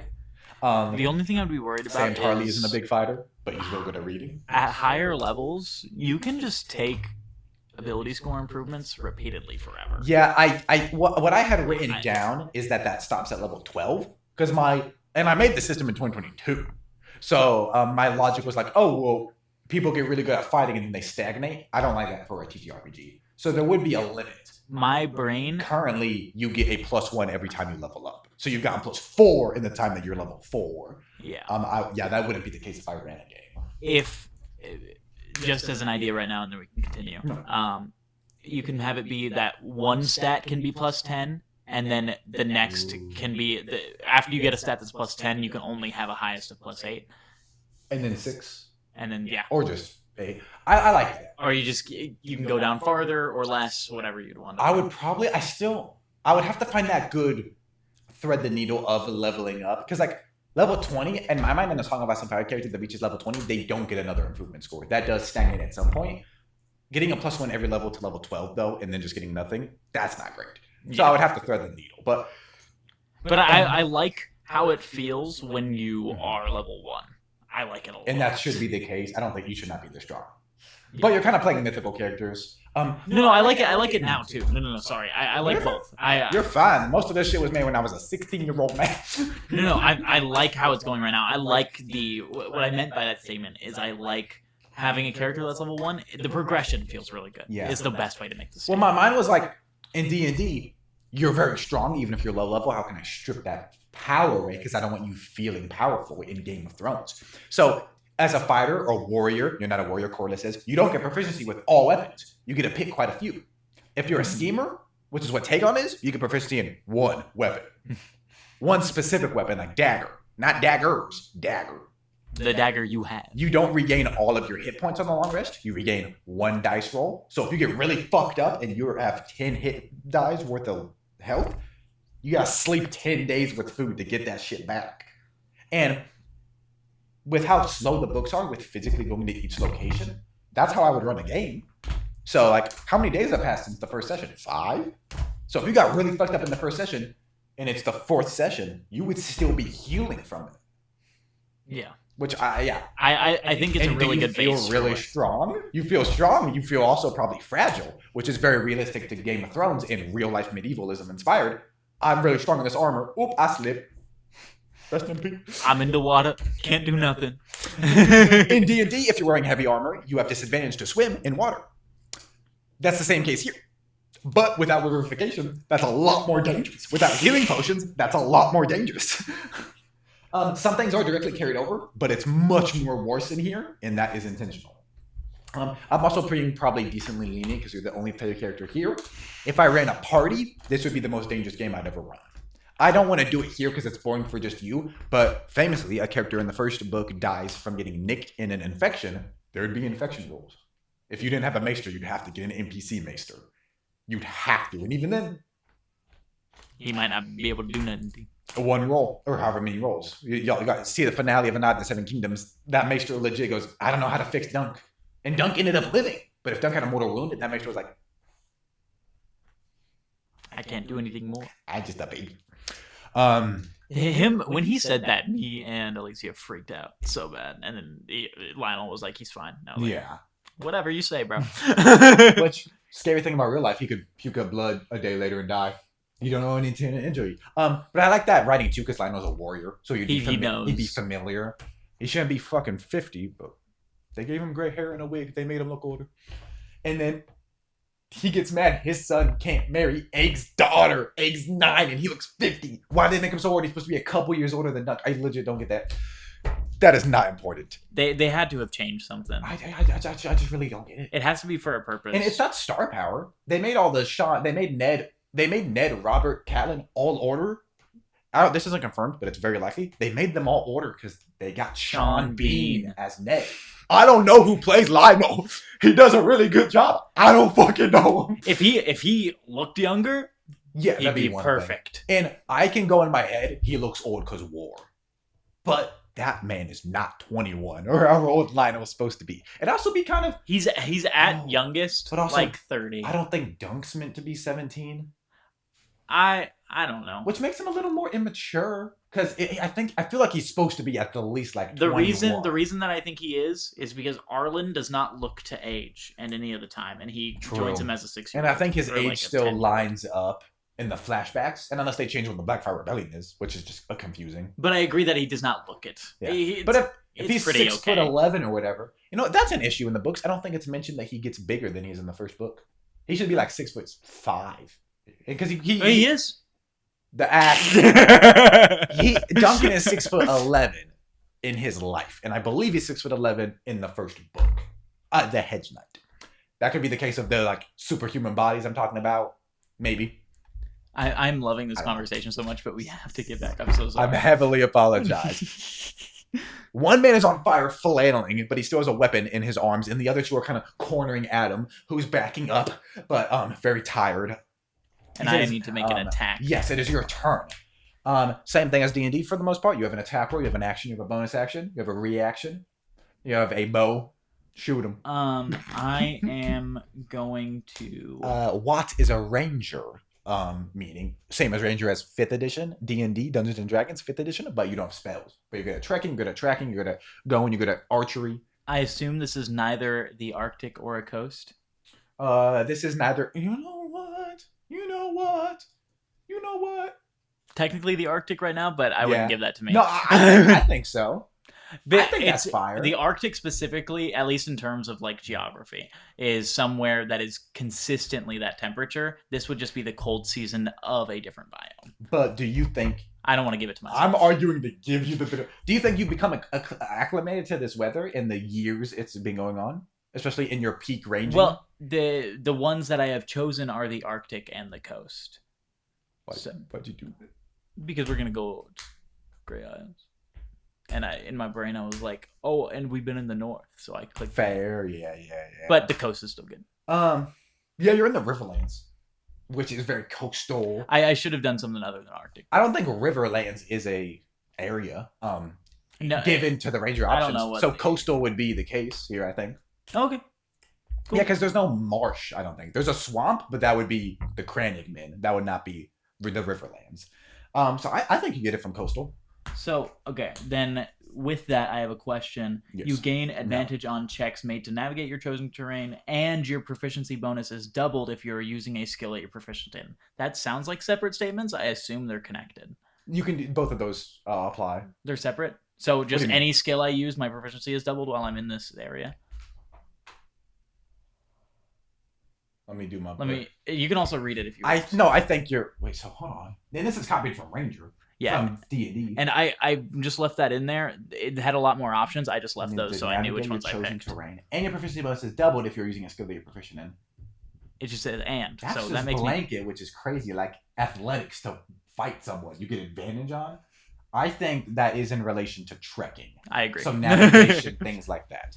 Because you can do perception or survival, or like there's a handful of checks you can do to move. Or just not only trekking, but like knowing something about that area. Anything having to do with the area would be itself. Very good. But if I'm attacking a person, that doesn't have to do with the area. I think if you were playing a ranger like in D&D, because this is the same as D&D for my system Halcyon, which is a homebrewed, I would just ask every time I make a check, could I have advantage on this? Okay. That's what I think. So not to shoot just anybody random, no. And I'm just sitting up in a tree, yes. I assume, with my legs like, wrapped around a branch. Yeah. You just fired a fiery arrow that made its way, melted the snow, it hits him. I'm going to aim for one of the guys that Adam is not fighting. The two men are engaged on him, and the third one is on fire, kind of flailing. Oh, I'll let him be on fire. I'll shoot one of the ones that are in front of him. So one of them is like coming closer with like a little dagger and goes to move.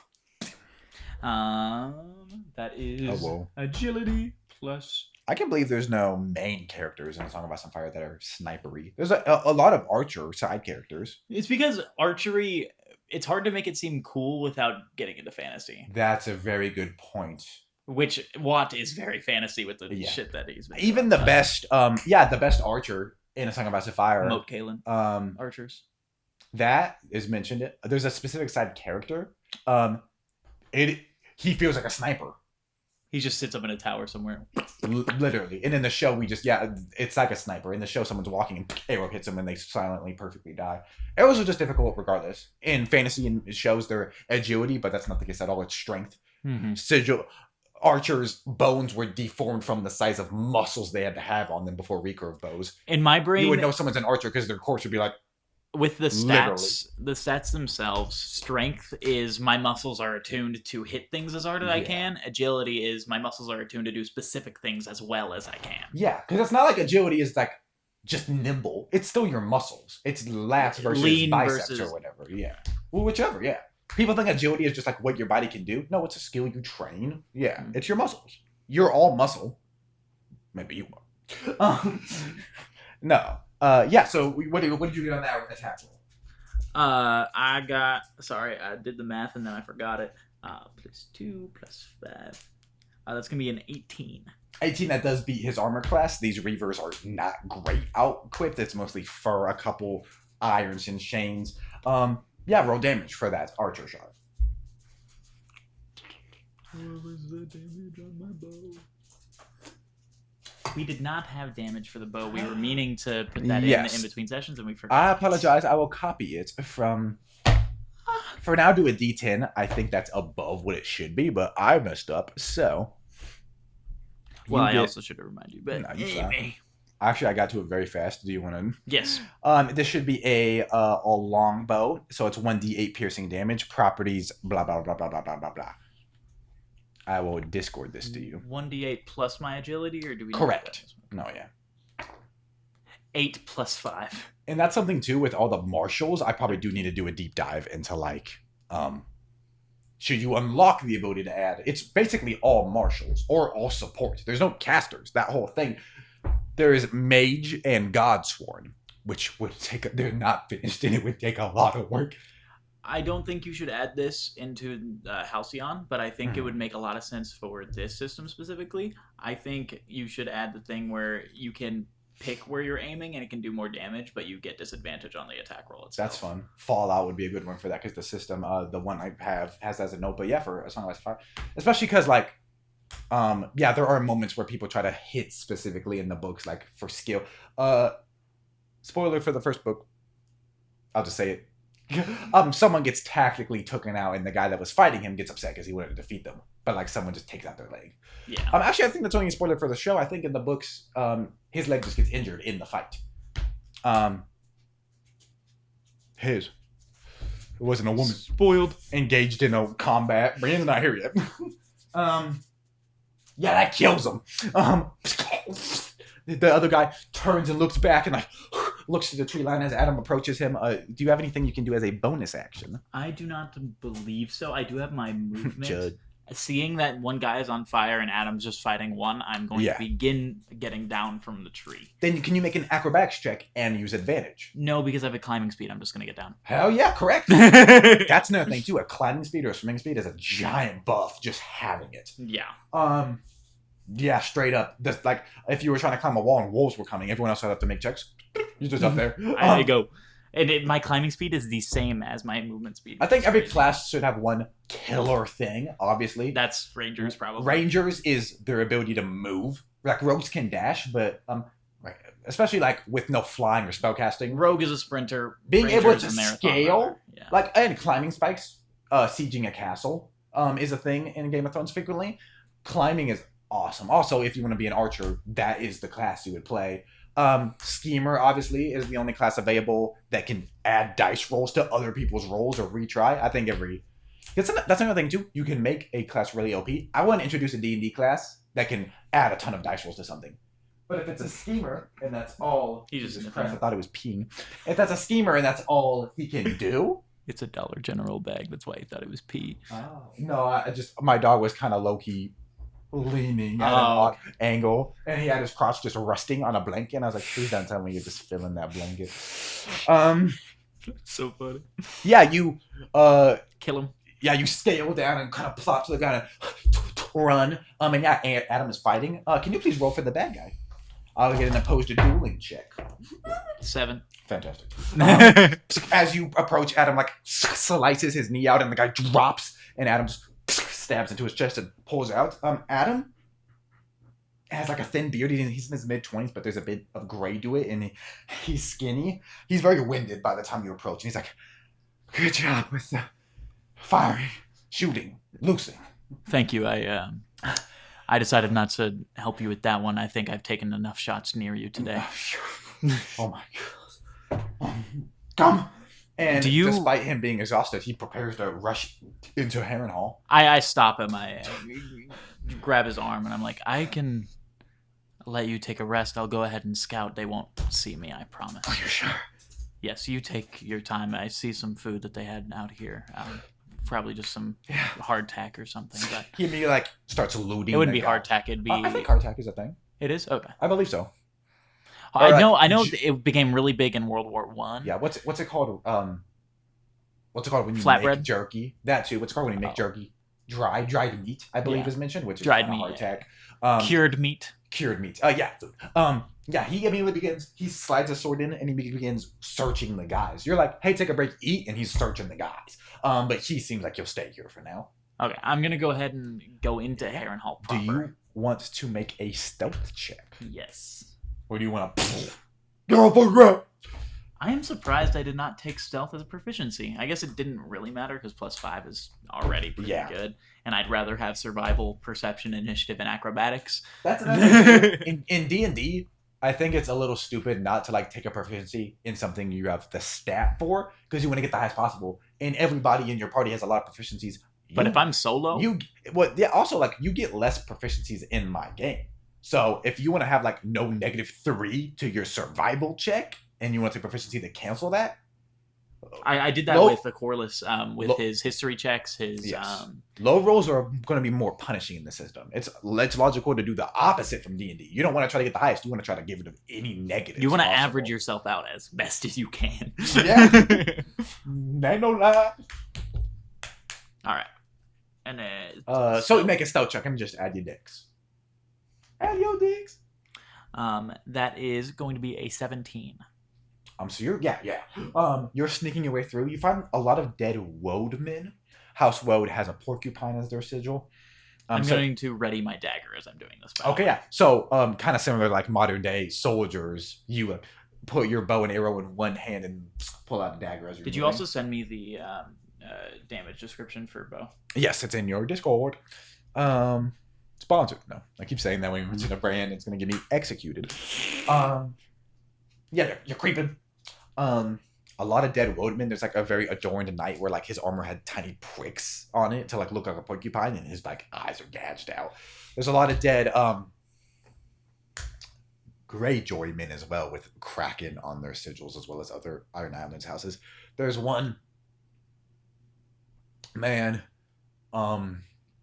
lying on the ground, a hole in his neck that's slowly leaking blood, and he's like shaking. He is dressed in Kraken garb. He's like, hello. I walk over and I kneel next to him. What are you doing here? Quaylon, leading us. The ghost. There's a ghost here. Who are you? No one. And Watt is going to go ahead and take the dagger and stab it through the side of his head. You keep making these references that you don't know. It's awesome. One more Ironborn down. And you continue moving. What's the reference? Unless it's a spoiler. Okay. It is a spoiler. Someone goes by no one quite strongly later in the series as they suffer a loss of identity. As a character that I would say is similar to yours. So, dang. John. Actually, it's all intentional. I already guessed what the reference was. You can stop acting like that. Okay. So I then continue on through the halls. And as you disappear in a shadow, we move on to someone else. Sorry, that was a lot quicker than the first thing.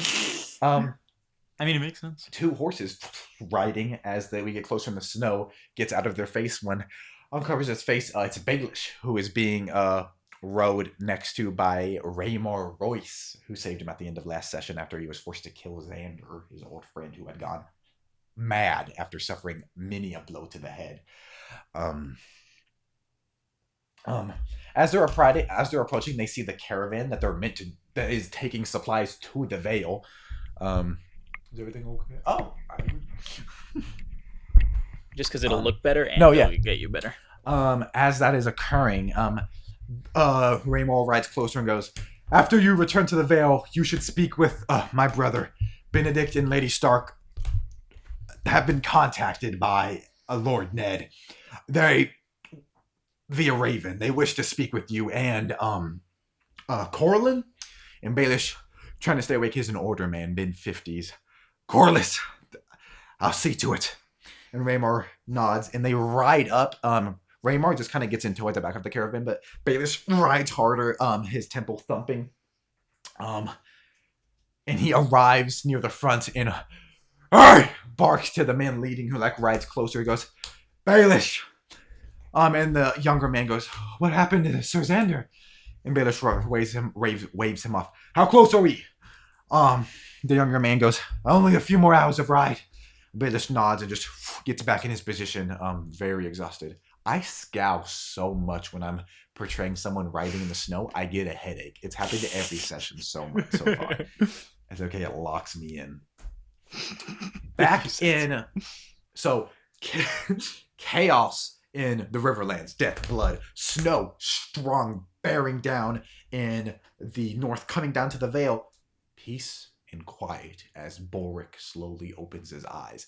Boric, being the alias Tagon, wakes up in King's Landing. You wake up, the last few days being extremely exhaustive. Trisha, or her real name Amalia, your half sister, but your blood sister. You don't share the same father, but you raised her from birth when her birth killed your mother. She's writing intently. You look out the window, some light streaming in. It's probably 7 a.m. or so, the hour of the something. That's a little fun word building. I don't know if it's intentional. The hours of the day don't use any modern sigils like the Faith. They use the bat and stuff, which means they're probably from the time of the sigils of Westeros, so thousands of years before, with the archaic Andals and Northerners.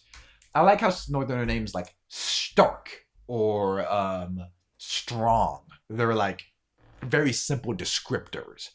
Instead and of like Smallwood. Totally, yes, yeah, totally Targaryen Royce. Words that like have meaning behind them. Smallwood, simple, yeah. Bolton, if bolt on is the truth, and they're vampires. I think I've found a way to mention that every episode so far. Yeah. Every episode since they were, I think it's 2 that they were mentioned. So just these 2. 3. Very simple. It's just fun world building. There's the Targaryens, which is Valyrian, and then there's the Strongs and the Starks. Stark is a descriptor. It's not like that's their name. They refer to them as like the Stark men or whatever. In context, makes sense. Yeah. So it's also a reference to stark white on a black background. Probably, yeah, definitely, yeah. Stark is usually a color term. Yeah, Corbray, Linderly. Or a comparison term, I should say. And I like how in the connection to the Riverlands and like the Vale, there's some that are like a mix. Like we have a Linderly in Royce. They have meaning, but we also have Hunter in Waynwood. Those are terms. It's just a great mix. I think someone would be afraid to make a house hunter in a fantasy world. But no, they're simple. They hunt. They've been hunting for 12,000 years. Just sitting there. Yeah, so you slowly sit up awake and your body's tired. You were a hero yesterday. You saved Duncan and Jaehaerys, Duncan the Small. You rode with Rob Rain, a member of the Kingsguard who you have recently learned is probably very in the pocket of the current Master of Coin, Lord Gerald Lannister. The Golden. The Golden, Gerald the Golden. Did you Google that or did I say that? CK3A got. Ah, yes. If you have to ask that question, probably CK3. Gerald the Golden, current Lord. You have discovered, I thought it was moving the camera. It can do that. It's not. You have discovered that there seems to be multiple political parties in King's Landing, not to the knowledge of King Aegon. Brian Blackwood, Hand of the King, and his brother-in-law seems to be contacting houses with Valyrian ties that without Aegon's knowledge. And then obviously Lord Gerald has people at court such as Rob Rain, a member of House Rain in the Westerlands, that are loyal to him. You and Rob, and then Sir Stavron Swan, a member of House Swan in the Stormlands, seems to be loyal to Lionel Baratheon, Lord Baratheon of the Stormlands, his great lord. Those are just 3 political parties close to the king that you've found out about. Thanks to your discussions with Isario, a Braavosi that you hired to spy.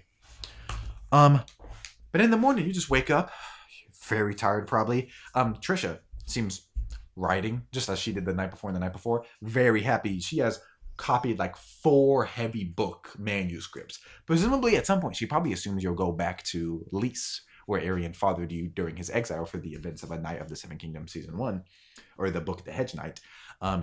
You would assume that might be why she's doing all this, or maybe it helps her keep the information down. But she's copying away very fast. As you wake up slowly, your back lurching, your muscles sore.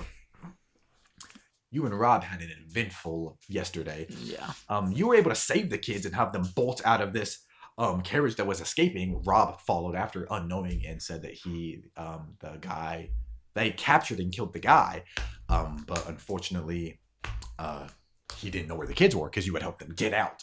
And Lord Gerald seemed very upset that he was not able to be responsible for saving the kids. And then he was also trying to get the money, even though he didn't find anything or get anything. Additionally, you found a broken off antler, tiny, that seems like it might have been left over from a member of House Baratheon, but it also seemed a little suspicious with its placement. You were unsure. It was under where we thought the carriage began riding from. Yes. There was like a very big, obvious patch where there was no snow and there was track marks and there was an antler down there. But also, with this heavy snow, it could have just broken off. You wake up. A lot of yapping. Apologies. This is the most intricate plot line, which makes sense. It's in the Red Keep. You wake up. Hey, Amalia. Yes, Tig. Have you read anything in those books of the great bastards, they call them? Most of them are recent.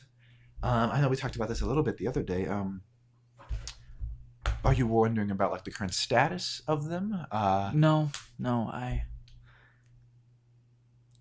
They were legitimized. Correct. That is why House Blackfire is a noble house, technically, it seems. Even if most of the members of Westeros seem to despise them, they are a noble house. They have, like, titles. Currently no lands, it seems.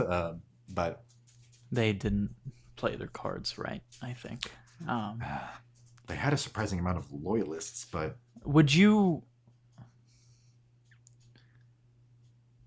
How would you feel in a castle? Our own. I know we're in one now. No, yeah. I'm enjoying our stay here quite well. The beds are linen and soft. It's nice. What if you had no one to tend to? You could spend all the time you wanted copying manuscripts and talking about what you learn.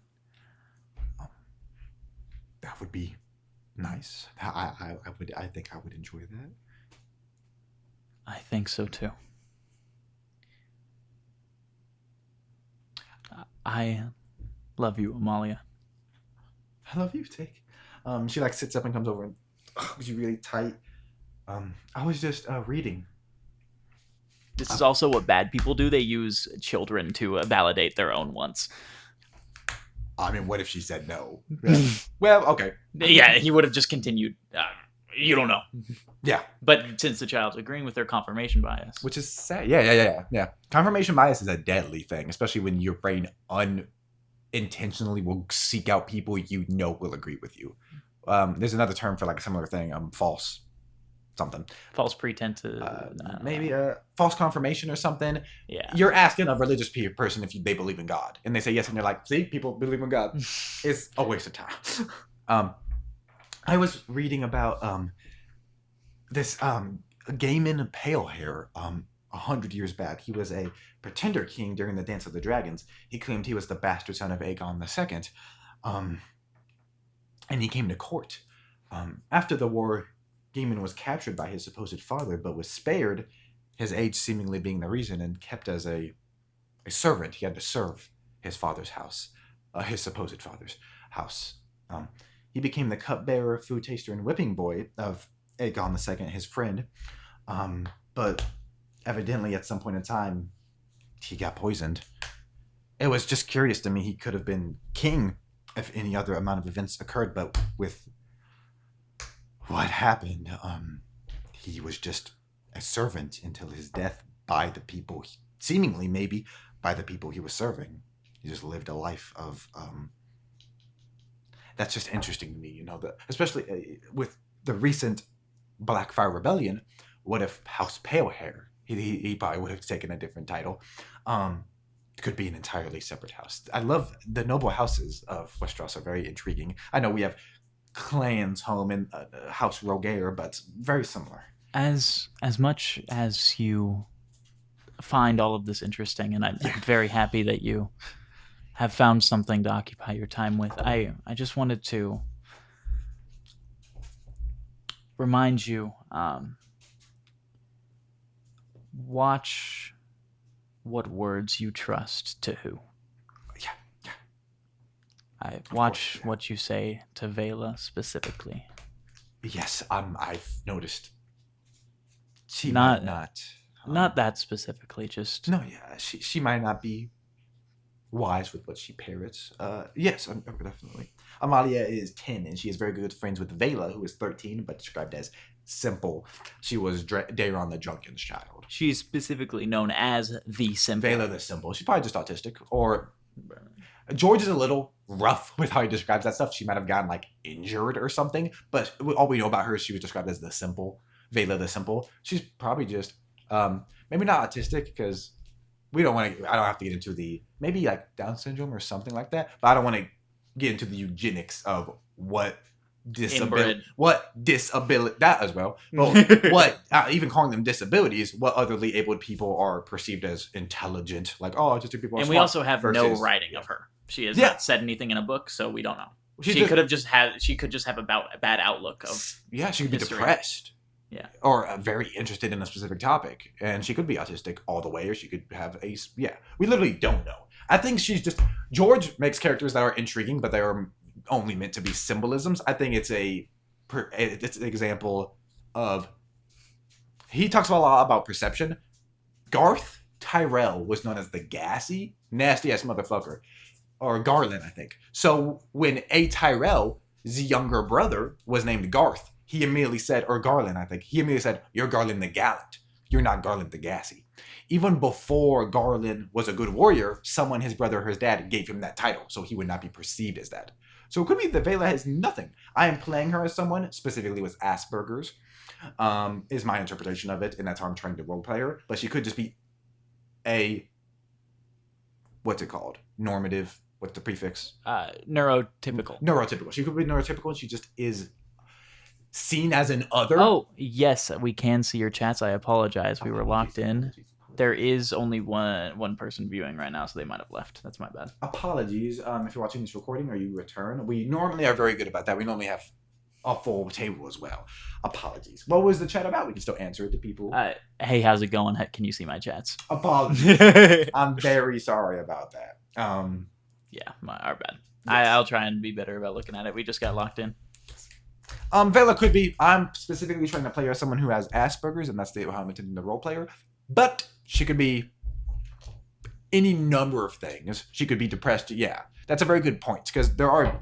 Yeah, and we're like, oh, this. Every time a Targaryen flips a coin, or every time a Targaryen's born, they flip a coin. It could be mad or good. That's just people. That's not. Yeah. George does a lot too, where he's like, the world and their blood, or like they're born fetal or they're born dead because they have dragon blood, no, they're committing incest. It's worldly things that every other people know, but these people think they're special.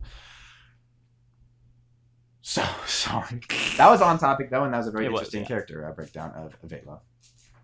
Okay, so yeah, she just says, yes. Bulwark.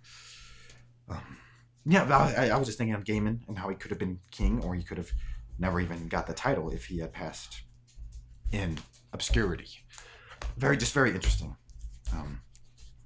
I agree, and I'm proud of you acclimating to our new location so well. It has been pleasant. I am going to go ahead and meet with our host. Okay. You enjoy your time, and awesome. He's going to walk out. Slightly just not. There is way less chemistry between them as there was before. You're more reserved now. That is the correct way to say normally, she might have been the person that you dump everything onto after having to put up a facade all day to make money back in lease. Yeah. Your secrets went from, this guy's at the Lycini court and he's like a whore. Your secrets have got to, men are dead, people are dead, the princess got kidnapped. You can't dump that on her. And even if you could, you really don't want to. Our cousins got kidnapped and now their ankle's broken because of me. Yeah, so after the death of your mother, your one confidant, you can't confide in her anymore. Taegon's definitely uneasy, restless, he would then leave and go find Aegon to see what he wanted him to do. If he had any more information, anything he wants to investigate. Make a perception check as you are moving through the Red Keep. Perception. Perception. 15. So as you're I didn't need to do that. As you're going through, I'm still listening. I'm going to throw this away. You find. Thank you very much. You find many people that are just trying to stay warm in these early hours. Not many of the handmaidens are out and about. You do come over a courtyard. As you're looking down, it's a little bit exposed to the elements, so there's a little bit of snow sifting through, but it seems like someone's getting knighted. You recognize Sir Stevron knighting the individual and reciting the words of, in the name of the mother, the father, the smith, the maiden, the crone, etc. The stranger was the last one. No, etc. Just the stranger. You can, if that's just the one left. I am fine. But as the individual turns and nods and turns, you see that they have blue armor with a pink lip over it. It seems like it's Loris lips. You remember last time you discovered that Sir Stevron was attempting to advance Loris in position of the gold cloaks, but he had not yet been knighted. Here he is being knighted actively. But you continue on, and you do eventually find Aegon just walking alone through the halls, kind of muttering to himself. And he approaches you up and goes, Boric, how are you doing? How'd you sleep? I'm doing great. Fine. Do you... this is not me questioning anything. I like information. Why is Sir Stevron Swan? Stevron is the Master of Laws. He is not a lord because his elder brother is lord, but he's still technically a lord because he's Master of Laws, but he goes by Sir because he's proud of his combat. He is knighting Sir Loris Lips. That's my bad. The Master of Laws, that's a pretty nice fucking person to knight you. The Master of Laws is knighting the guy that he's been using as kind of his direct servant out in the world. Okay. Yes. Then he would not ask that. It would just be kind of clear why he's doing that. Yeah, but you knew that for some reason his knighthood had been being pushed off. But after the events of yesterday, it seems like it's being done actively out in the courtyard with a handful of witnesses as well. Sorry, I forgot to mention that. There's about 10 people, probably from Sir Stevron's household members, watching and cheering once he rises. And then they quickly get out of the snow. Was there some kind of act that was done that caused Sir Stevron to knight Loris Lips? Loris Lips, yes. I was not aware this was occurring. But Sir Stevron, as a lord, he sees it. It's under his purview to knight whoever he wishes. I do know he's his man. He knighted him. It seems fine to me. Maybe he was pushing off because he wanted to hold on to little moments of joy during this time and use them effectively. Or perhaps other reasons. Anyway, yes. On to business. Do you have any more information? Anything you wish me to investigate? Not particularly, no. I know. Gerald. Hey, welcome in, Breadman 10. Love that. Fire name. I love Breadman. It's BRED, man. Oh, I love Brady. If you don't know what, I guess it says in the title, but it doesn't say above us. We are in the Ashes of Winter, which is a Song of Ice and Fire TTRPG. We're doing a D&D game in the Game of Thrones world. Yeah. Yeah. So he says, no, just after yesterday, I've been keeping close guard around my boys and my entire family. I know Gerald absconded from the keep and has been whoring. That would be the only, after his perceived failure, that would be the only advance I have. But if you do not wish to exit the keep during this time, perhaps what you could talk are the perceptions of homosexuality in Lys? In Lys? I assume that it wouldn't. I don't think there's any hesitance. I don't think there's any reservations in Lys. Westerosi nobles do go to Lys to fuck, so you might have heard of homophobia before. The main terminology is it's seen as queer and effeminate. Queer being the historical term, weird, not queer the reclaimed term. This is going to be so strange for Aegon then. Does he prefer men or women? I believe his interests lie in the opposite sex. Okay. Are you... That'd be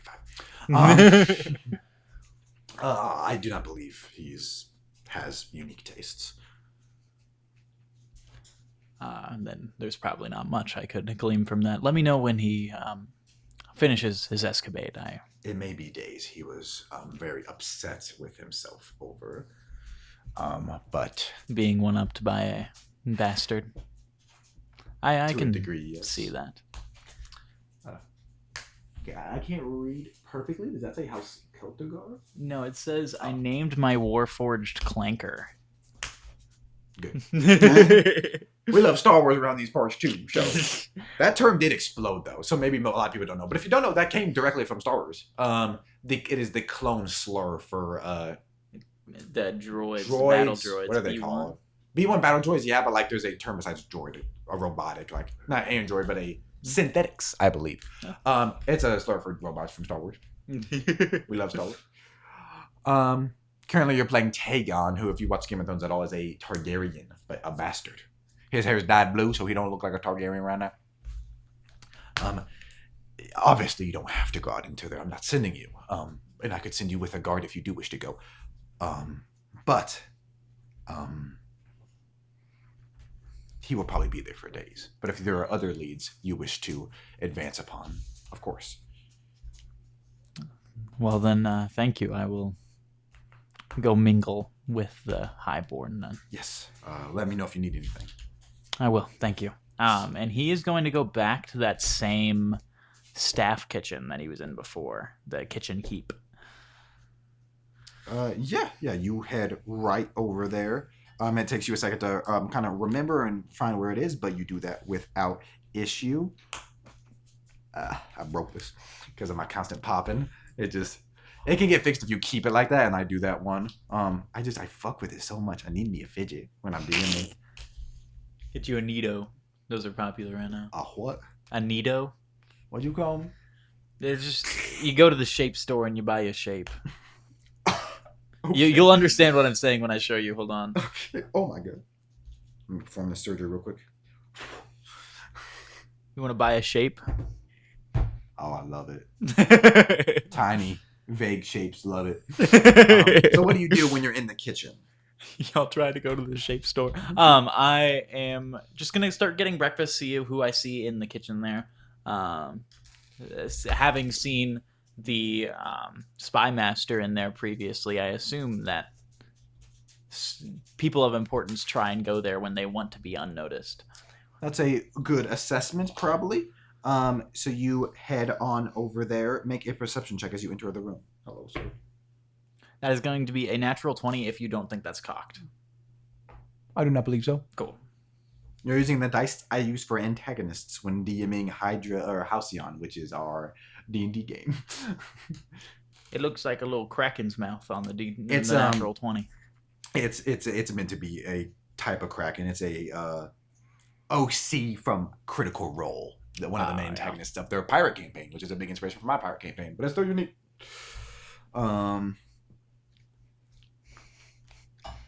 I'll probably buy those in the future from now on that don't have buttons, because this is the second time this has happened. Only in like 4 years, but it makes me angry.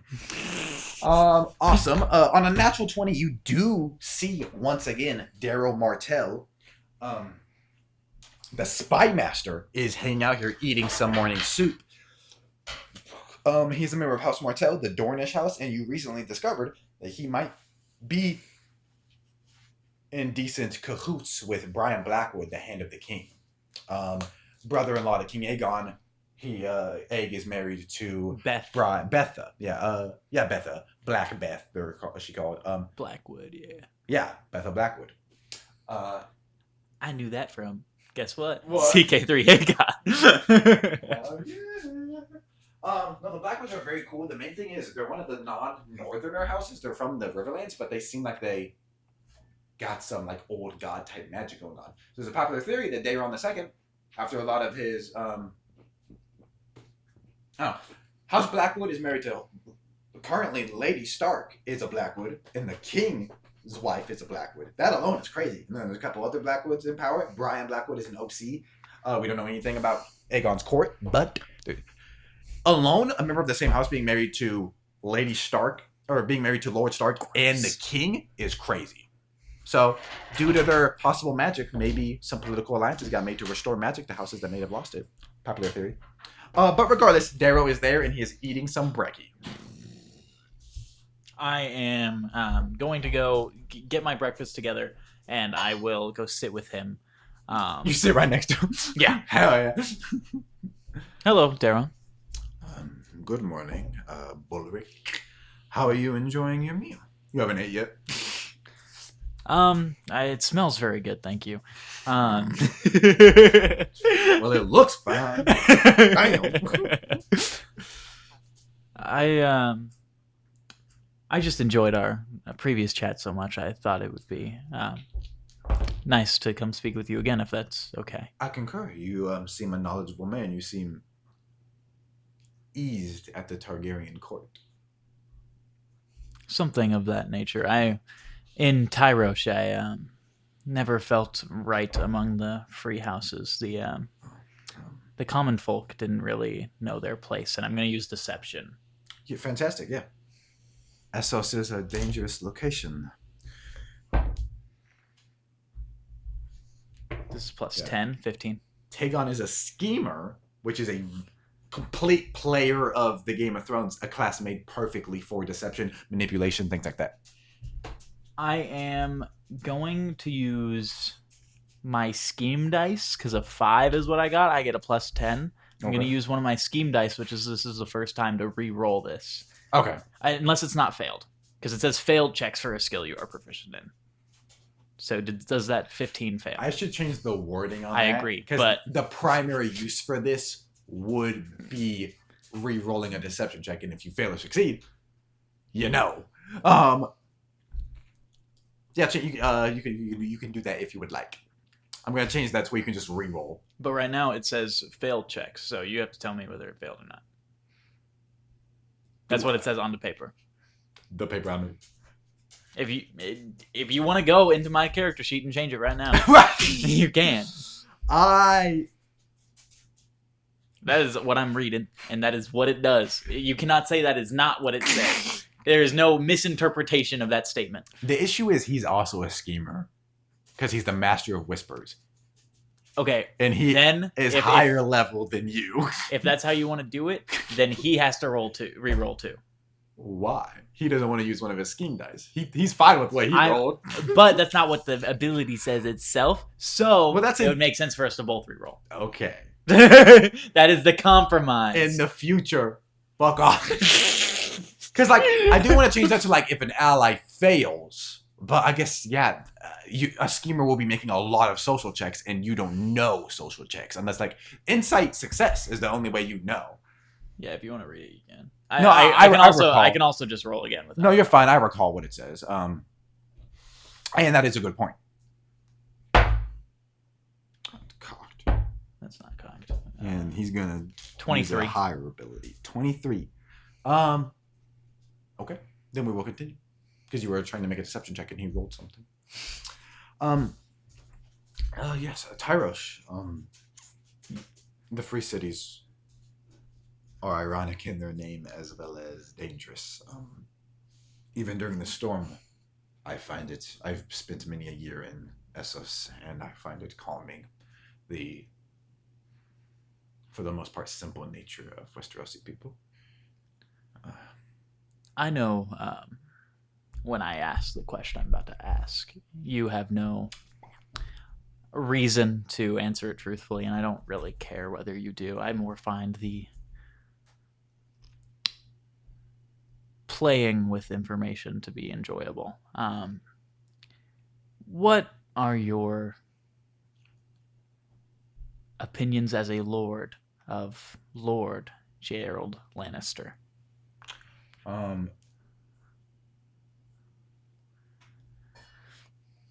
Yeah, so scheme dice, we don't have to reroll anything, but scheme dice are a d6 you can add. You can, one of them. Oh, that's my bad. If a failed charisma check by other creatures, So that makes more sense. Yes. That you would tell me I failed and then I get to add a d6. Still, still the same issue, but a lesser version of it. Because then, I'll still have to change the wording on that, but they are D6s that you get a pool of that you can add to dice. To rolls. To dice. And that would also... Still the same issue, though. So I would have gotten near the same number even if I did that, so it's fine.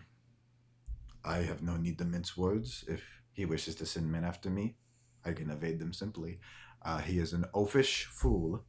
And he kind of looks, cocks an eye at the handmaidens who just, as he begins talking about that topic, clean up, leave the kitchen. He's an oafish fool that only holds his station due to the gold he had decades ago. That is fleeting, from what my sources tell me, even though he has a chance at continuing the mining work of his forefathers. He could throw it all away. Undoubtedly, he is responsible for Aegon sitting upon the throne, but his gold was spent, and it's gone. I'm just telling you this because I think it would bring you some joy. I killed him for you. After I had gotten the two young princes out of the carriage that attempted to take them, he had stormed into where was it that just a meeting room, I believe. Dagon was being he was in he was just laying there. Yeah, a maester was waking him up. I think just a generic room, because they hadn't found the kids yet. You had passed out on the horse with the kids and woke up, and then a guard came in and said, "We found the kids." So evidently something found their way. They found their way. You fell off, and the horse continued, and the kids were on the horse. But you woke up saying the kids are here, and then they found the kids. So you got the credit for that. And according to what Aegon said in his rageful outburst, you are entitled to 100,000 gold dragons. Which I already told him that I... But he still remembers that, and also, he's probably very glad that you said that, because that is a lot of fucking gold. That's like, I don't know. It's like half the treasury. It's decent. Ned almost has a heart attack when he finds out that they're 3 million in debt, and 100,000 is a 30th of that. And he's willing to give it to find these people, but it's the two heirs. Technically, he shouldn't care, though, because he has more male heirs, but... Yeah. He could. Oh, gosh. What was I going to say? Gerald, you were telling... Rob Rain, and yeah. After I had gotten the two boys from the carriage, Gerald Lannister was practically begging a maester for the gold dragons that Aegon had promised. That does bring me much joy, son. And knowing your stature, though, you probably already knew that information. I like hearing it from a first-hand witness as well, though it's always a different account. I would be overjoyed if his tenure at court was cut short. He has overstayed his welcome, from my humble opinion, and it's only been 2 years. I agree. But a man of my standing would never say that. Anyway, it was great speaking with you. I'm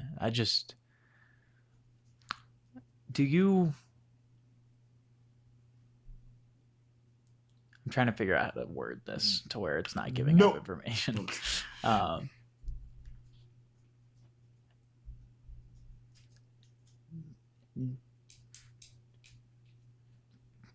It was great speaking with you. What topic were you attempting to think of? The Baratheon. The fact that the cart was Baratheon, but there was no way for me to say that information without hinting that I don't think Baratheon was the one to do it. You know that his loyalties seemingly lie with the hand of the king, who's Aegon's brother-in-law. For his motivations, that is all you currently have. And it's just not worth it. It was very nice speaking with you. I assume I've been eating my breakfast throughout this conversation, and it's finished. No, it's cold. You lost that, James. Does he say anything as I start cleaning? Feel free to come to me with any topics you have. I know you are close with the king, and I love the king. He is my cousin. Miriam Martell was the wife of Daeron II, Aeg's uncle or granddad, Maekar's daddy. So twice second cousins. My cousin, he's a good king, a good kid. Relation to the Targaryen seems to be very common here. He doesn't know the breadth. I assume he doesn't know the breadth of that statement. Undoubtedly. That hasn't always been the case, though. Wars were fought for whichever incestuous spawn would sit the throne. But currently, I was a large fan of Daeron in his exploits. It's made me related to a king, so evidently, of course. I hold much affection for my cousin, and I hold much loyalty to him. If you have any information that could aid in him or his heir's tenure as those who sit the Iron Throne, I'd be appreciated. It brings me nothing but pleasure to make sure those that keep my pockets full of gold are kept safe. I appreciate the honesty in a world of schemers. That would be deception, I think. Yeah. He kind of caught you on that. He said, in a word for schemers, I appreciate the honesty, but you could also fool him. That's going to be a 27. Yes. Undoubtedly. But there are many more powerful things than gold. Especially in a time like this, food, weaponry would be more powerful than gold. That is why it brings me joy to see Gerald fluster and lose what he thinks is power. Love is power. War is power. Before I go, I apologize Yes, for changing topics and You are quite all right. everything so much. But there was a keeper of secrets that I met down in Flea Bottom. Do you know that's a very vague description, but his operations seemed very sophisticated. Does that ring any bells? Do I remember his name? Azario. Okay. Azario. You saw him yesterday. Are you referring to a gentleman that looks more like me than you? Did he? Yeah, he looked SLC, or Bravosi specifically, and the Dornish people are very similar in skin color to Bravos. They're probably where the Roinar came from. I don't know if that's confirmed or not. But Across the stepstones, you can assume. yeah. Yes, vaguely. I have a handful of agents in the capital and across Westeros. Azario is one of my best, but he also has his own personal exploits, and I do not, of course, share all of my information with every one of my agents. So, if he has not come to me about it, that is his own line of work. But if you were curious, he is in my employ. Well, I just discussed a little bit of the where the breweries around here got their shipments of yeast and wheat from, but that's all I really had to talk to him about. That's going to be another deception check.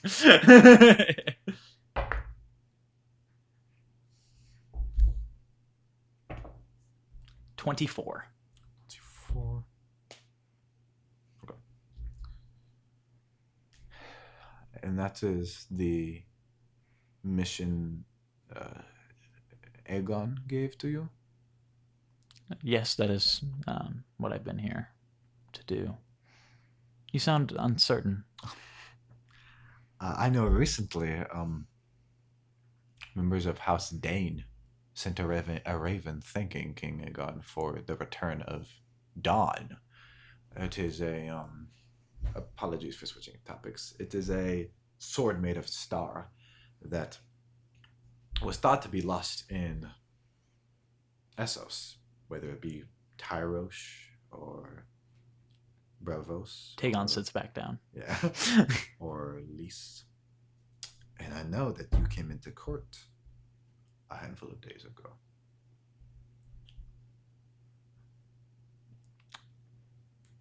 Would it be possible for you to meet me in my chambers later Right tonight?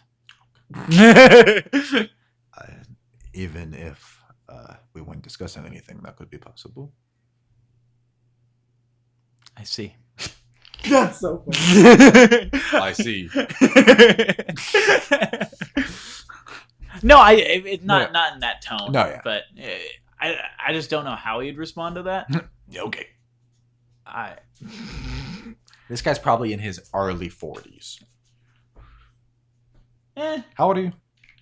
26. Oh, right, yeah. Oh. It's not bad. Not for bad at all. this.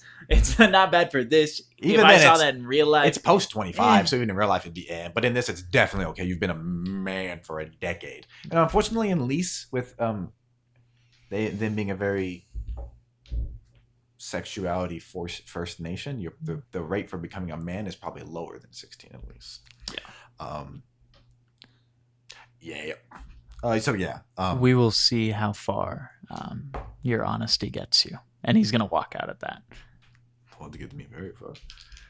Yeah, you walk, and then is there anything you want to do during the day before tonight? I just walking around, talking to people, seeing what information I can get. Not talking to anybody specific, just schmoozing. Schmoozing. That's the word for it. Yeah. Corliss. The giant gates open and Corliss rides in. Comes to a stop. You're probably exhausted from riding in that heavy armor. You can probably wait a day here and regain some more health, if you wish. You get brought in. Are we in Winterfell? Yes, sorry. You get brought in to talk to Ned first, though. You get warmed up, and Ned goes, I see you ride. Alone? Or with... Artos saved my life. In doing so, he also passed. I'm deeply sorry to have to be the one to tell you this. He was a fine warrior. I would prefer you tell me it over someone who did not know him as he was. But that is not what I need to talk to you about. Our mission was a success. Are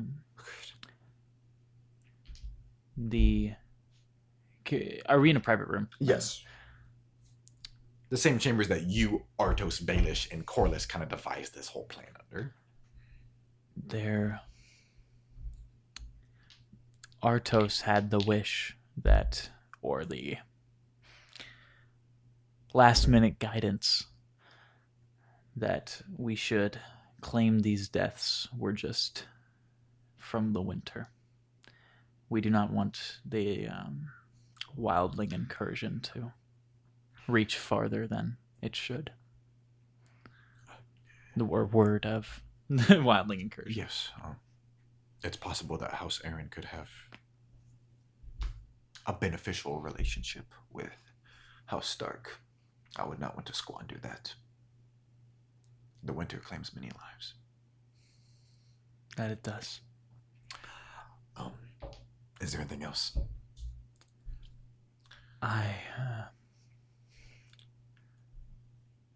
Not anything I can currently remember.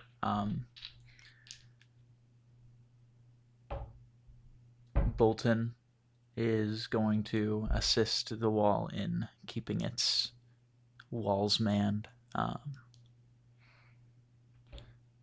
I am going to roll a wisdom check. Okay, Whether that's not a deception check yet. If we technically go back, you have to make a deception check when you lie.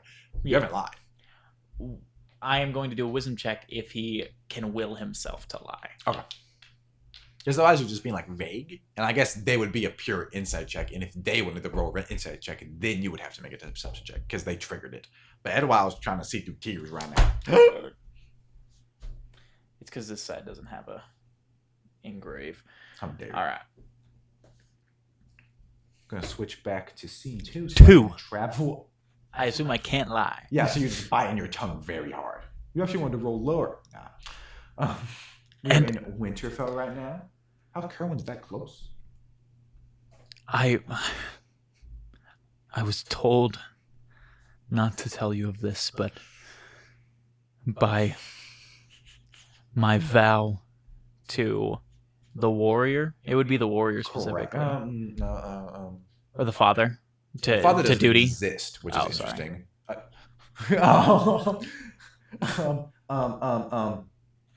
The father. Sorry. It would be the warrior then, or The warrior protects, but the mother also protects. The mother protects and the warrior attacks. whichever one you. Due to my oaths as a knight, I. That's a tough one. I'd have to look at like a deep dive of each thing. Yeah.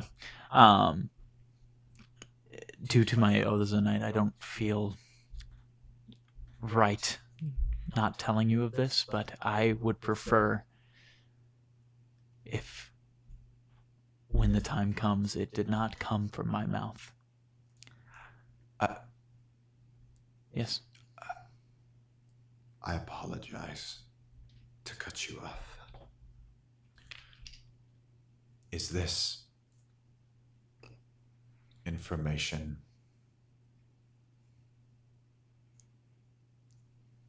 that would harm my people if it did not come to light?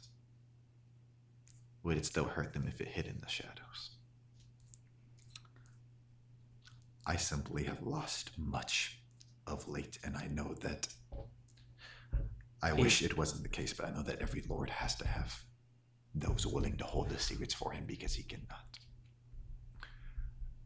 If this secret remained unknown, would it hurt my people? And you're 18 and he's 25, but you feel order in this moment. He looks the most like a boy you've even seen him. He seems tired and baggy-eyed and desperate, looking into you with longing eyes. He essentially just lost his father because William died when he was very young and Artos raised him. Bolton will make sure the wall is manned, and he's going to walk out. And you see, you don't know, but the second the door closes, he... And yeah, you sit outside. And I assume he would then try and rest before the journey back to You Vale. can sleep. Regain a D10 is the dice you roll to regain health, correct? Roll that shit. And Plus my durability. Ned looks longingly at ice as he holds his breath.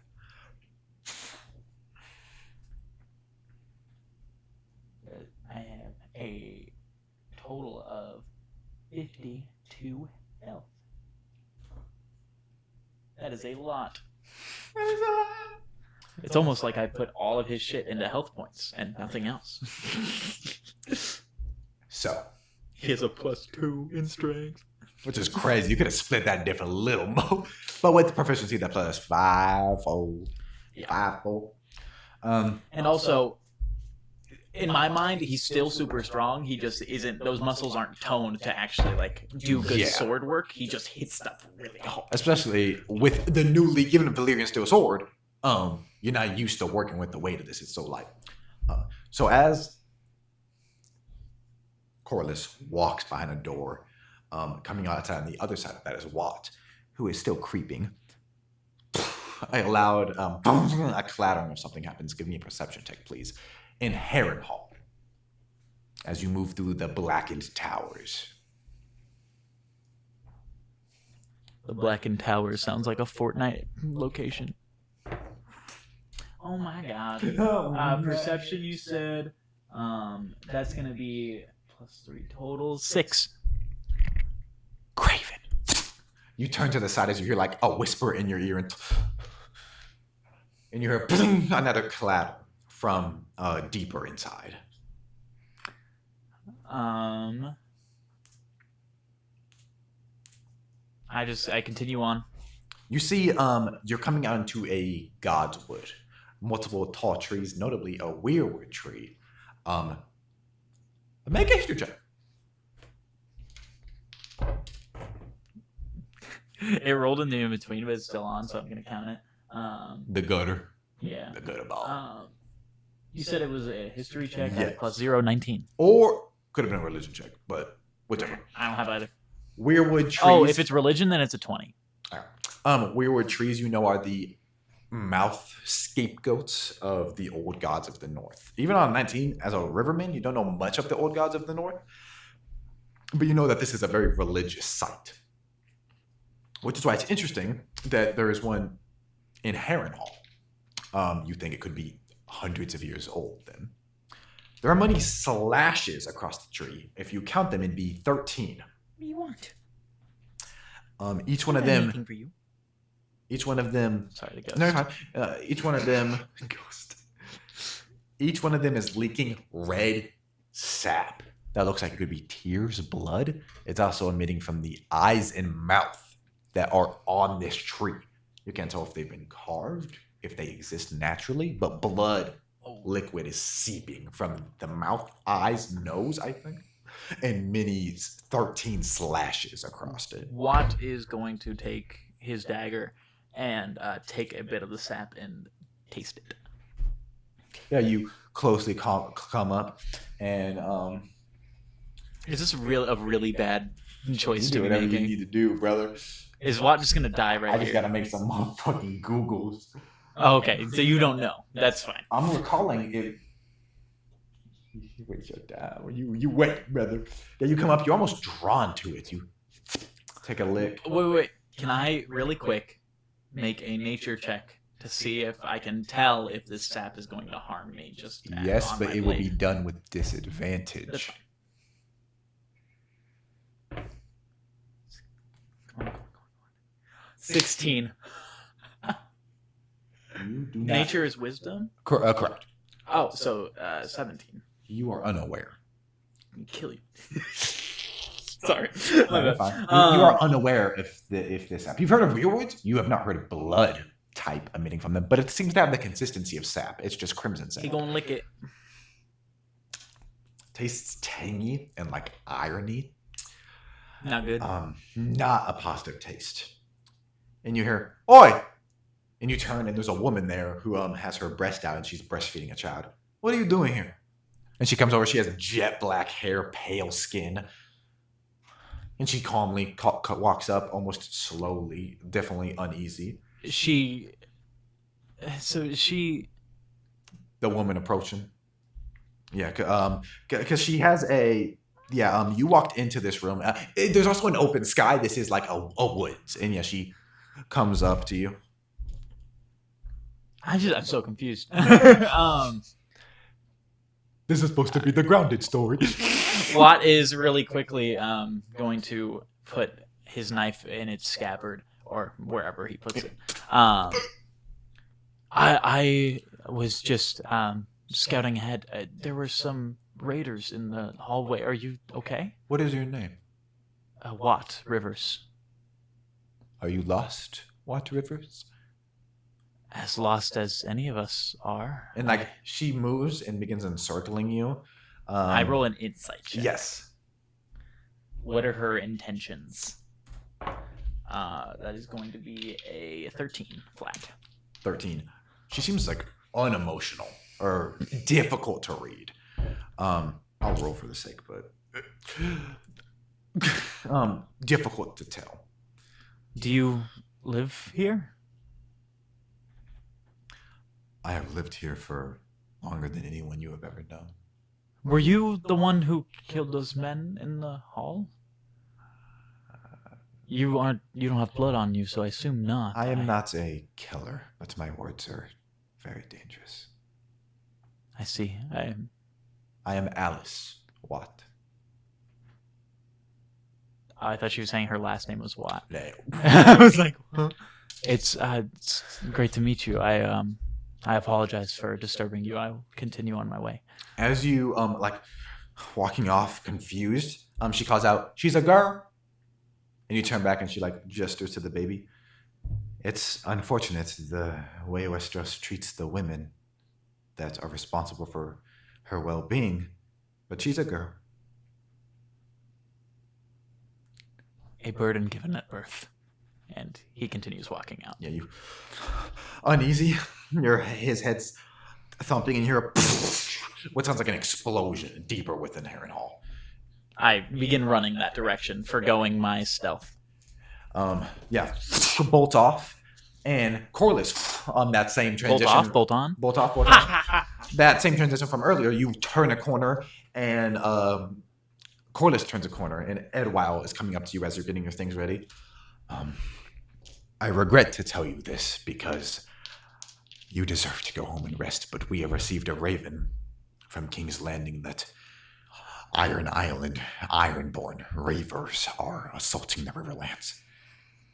With the recent war, I am not asking you to do anything, but with the Wildling War, I cannot spare any more men.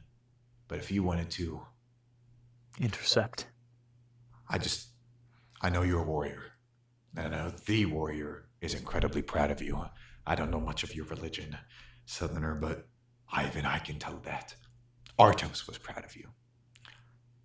I just wanted you to be informed. If nothing else, I'll make sure the rations get here quickly and you can be on your way. Send word back. This would have been the next morning after you had a day of rest as well. Yeah, because I already rolled the thing. Yes. Yeah. Yeah. Send word back to the Red Keep that I will complete this as I have every other mission that I have been assigned. However, I will no longer do with a promise of my lands back. This will gain me my lands back. Undoubtedly. I believe Lord Jasper, was annoyed when he sent a letter replying back that I was the third one to send him a raven about you in the recent days. If you do not have everything you deserve reinstated at the end of this. And he does let you know, you already are supposed to have all of your things back. If you do not have everything you deserve reinstated, you come to me or anybody else who has sent a letter about you, Corliss. Artos said the same thing. I appreciate the Starks' It's rare for a confidence Valeman, in me. Yes. It's rare for a Valeman to lay down blood for a Northerner. But it seems like we bleed for every war that occurs. We've marched as far south as King's Landing. But I just wanted you to be informed to make a decision. Send me a raven from wherever you end up. I will go. Pats you on the shoulder. You begin. Orson walks up a little more rested. That hour of sleep or 8 hours rest that day did him extremely well. He comes up and he's like, "Oh, where are we off to?" And you look and you have a party with you. You could ride south by yourself, or all of them could. You have a handful of people with you. Robert Poole will not be here. It's just it's Orson, Harold, and like 2 Vale soldiers. And you would be here, you're going down here. You can either do a straight shot or do a very brief detour. Orson, Harold, I require you go back to Jasper Aaron. Let him know that our mission has been accomplished and the lands of House Corbray have been returned to me. After you have completed that goal, I wish for you to make way to Harrenhal. Yes. I will scout the area, see what is happening there, and I will await for your arrival. What is occurring in... I guess... So Edward would have said that the majority of the forces are around Harrenhal. He would be informed of that. I thought he said that. I believe he just said the Riverlands. But also, logically, that's coming... Yeah. But if there's reading happening in the Riverlands, if you ride into the Riverlands, you'll find a battle, most like. Would you like us to request... And Harold goes, we will request more men from Jasper. Anything that he can spare. Yes, whatever can happen. I am hoping that the rumors are overstated. We will shine light on House Corbray. Thank you. And he helps Orson up onto the back of his horse, and you guys saddle up and ride off. You're going. Eventually, you'll split. You're heading straight into the Riverlands, and the rest of the men you're telling them to go to the Erie to talk to Jasper. Yeah. Fantastic. Because all he cares about is that mission being completed. Now that he's been doled, his land should already be his. Yes.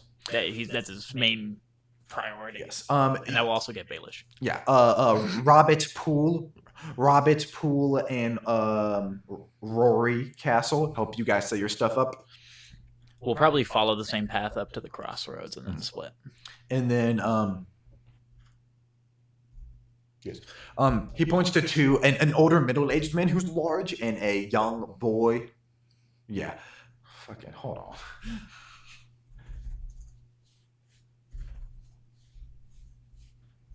No, yeah. Hold on. I believe I'm using my brain correctly. He maybe not. Fuck.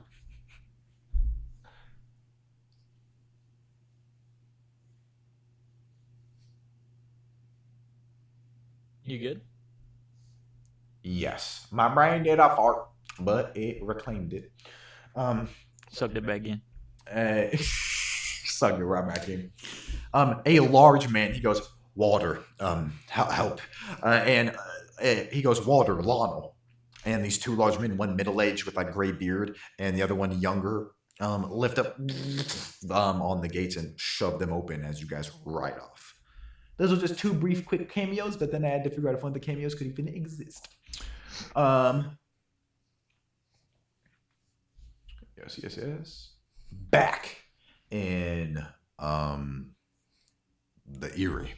The caravan rides in, and the large gates to the inside of the Erie, because they had to ride up the stony, rocky entrance to it. Baelish quickly dismounts and like almost collapses once he gets inside the heat, and Jasper hugs him tight and goes, "You did fantastic. Where's Corliss?" And Baelish holds his hand up. "He should be alive, to my knowledge. He's fighting. He should be fine. He should be here within a fortnight. We need to talk." And Jasper goes, "Undoubtedly, Benedict Royce received a raven. He wants to speak with you directly. He even wrote here." And Baelish nods and goes, "Good." And Jasper leads him in to talk with him more in a more warm area. That night, Teg is in his quarters. He has probably told Trisha or Amalia to find Vela, spend some time with her so he can have a private meeting with Darrow. Do you think so? Yeah. So as Darrow enters, he goes, "Good evening. I've informed the rest of the council about this. I have a feeling you should know. We have gotten word of reavers assaulting the Riverlands. So it's a possibility that knights such as Soloris might ride out to make a name for themselves. It's possible that in the coming days, the Red Keep may be less populated by soldiers. I see. Simply want you to be informed." He takes a seat.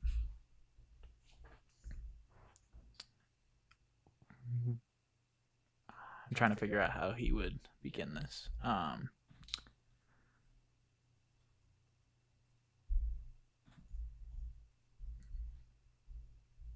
I wish for us both to speak plainly. That would be enjoyable. If you would like me to start, I can. However, I would like to ask you a question first.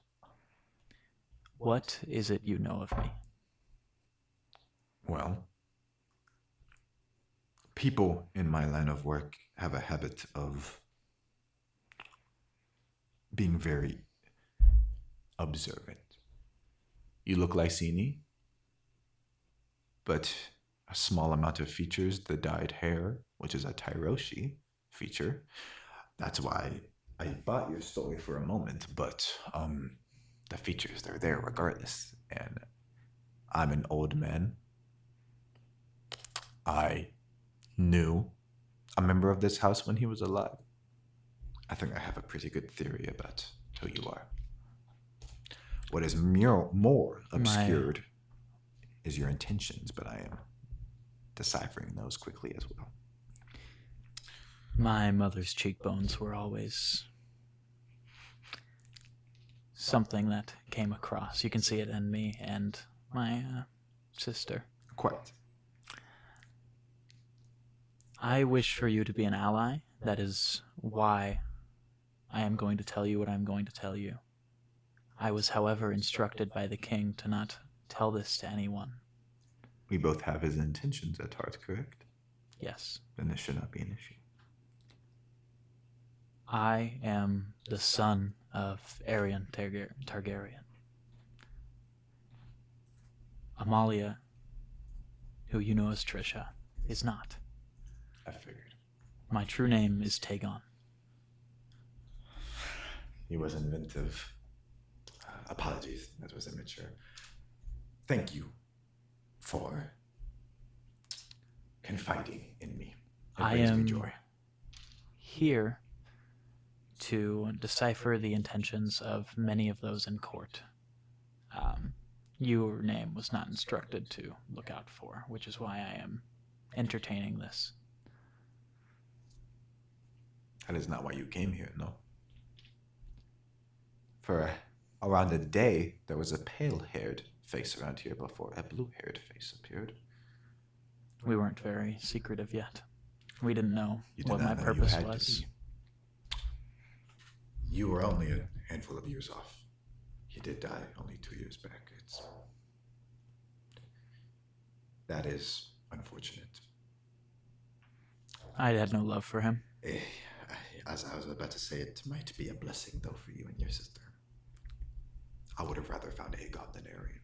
A blessing for me, not for her. She never knew any of her parentage. Anyway, Yes.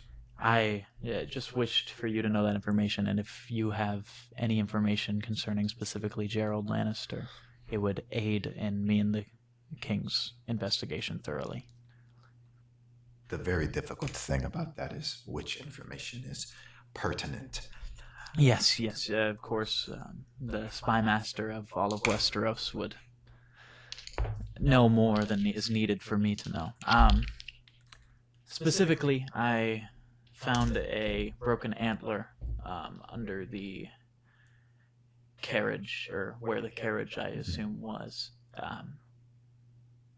prior to following it. My assumption is that some of the gold cloaks, which I know are a large portion of, are under Lannister coin, commandeered, or is my assumption, from the Baratheons. If Lord Lionel was the man for secrets and trickery, he'd be a large fool to send a carriage adorned in his sigilry. My thoughts exactly. I believe Gerald paid to have them taken. I have no proof of that specifically. I just have some evidence that it was not Lionel himself. A party has to be responsible. I am aware I am not behind it. I'm sure you do not have access to a carriage. Nor the coin to Correct. hire one. Other individuals, I see. The carriage was responsible for kidnapping 2 of the princes. Their Lord Handbrian's blood.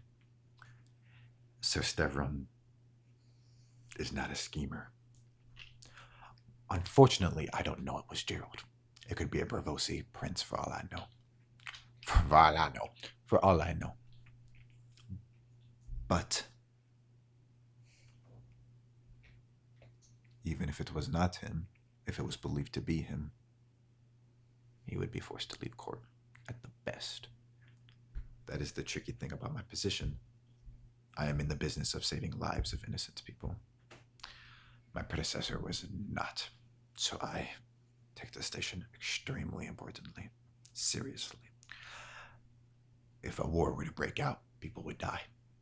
I don't want a war to break out with Gerald. I want him sent home to Casterly Rock, where he can get fatter and fatter until he dies. I want someone else appointed to Hand of the King, or appointed to Master of Coin. That is a secondary objective, someone that would spend the coin better than is currently being spent, but I want Gerald gone from King's Landing. I think both of our wants align perfectly. I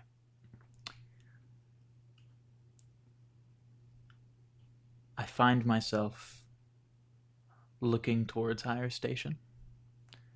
Naturally. Not via greed, I promise.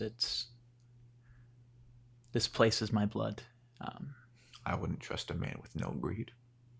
I would think him a eunuch. If we can, or if I can get Aegon to trust me enough, I may be able to take a position just such as that. I would think anyway. That is the distasteful thing about youth. You could take that position, or you might have to wait decades too. But I would prefer a commoner with no experience with a single coin to Gerald in that position. The coin he does provide, it is only used to further his own goals. Not to insult you. No. That's not my intention. I understand I am ambitious. That is something that I've always understood of myself. However, my ambition is always backed with action. Anyway. Ambition and loyalty are the brothers that can win a war. Of course. That is all the information I have. I didn't ask to roll a deception check there because I assume he just knows that that was a backhanded statement. Yeah. I truthfully do not have much more outside of the fact that you don't know the depths of Gerald's cruelty. He's to put it frankly, he's a killer, a murderer. Probably worse things. This is all information that Aegon already knows. Whether it is in a large part or a minor part, Gerald is the reason Aegon is king. I do not believe that would have occurred if it wasn't for Gerald. And an execution of him would start a war that would kill thousands. That is the difficult matter of being king, is what is honorable and what is just could lead to suffering for many. I see. Taegon does not agree with that, I think. I think Taegon thinks he should just kill him and then wipe out the people, but he's also hasn't been here very long and doesn't understand politics. But that's how he'd probably be thinking. I mean, right now. if they killed a implied raper and people had an issue with that, that could be that's something. their fault. Yeah. It's not like you're incorrect. Yeah. No. He's correct. He's correct morality because speaking. what he's saying is true. Aegon, specifically as king, does not want to start a war. It's possible Daryl could support him if he did want to, but that's not what Aegon wants. The Westerland men aren't rapers, maybe. And we not don't everyone kill that all would of them. fight, but they would be forced either to sword or to draft. Either way. Gerald has cousins of a similar quality. Is something that started as a statement, but Daryl informed you. If there was an opportunity to fix this problem, and it came with a promise of something worthwhile, something I would want, I would be more than happy to take care of it. Speaking out of his ass entirely, he can't kill anybody. He looks you up and down. You would be surprised at the damage one man can do with a dagger. Well placed. That is not something to be talked about yet, though, I feel. Have you killed a man before? He's going to say yes. Deception check. Yes, I have. It was going to be 18, too. What if I... No, get your... Oh my god! Oh, he's gonna... No. That's plus 10. He's gonna use a scheme dice here. Cool. So add that D6. Yeah. Yeah, I might just change that to not failed rolls, because that's... I don't know if D&D 5e ever like... It's also more fun to be like, oh, do I think that'll get it? Yeah, which is part of a schemer, yeah.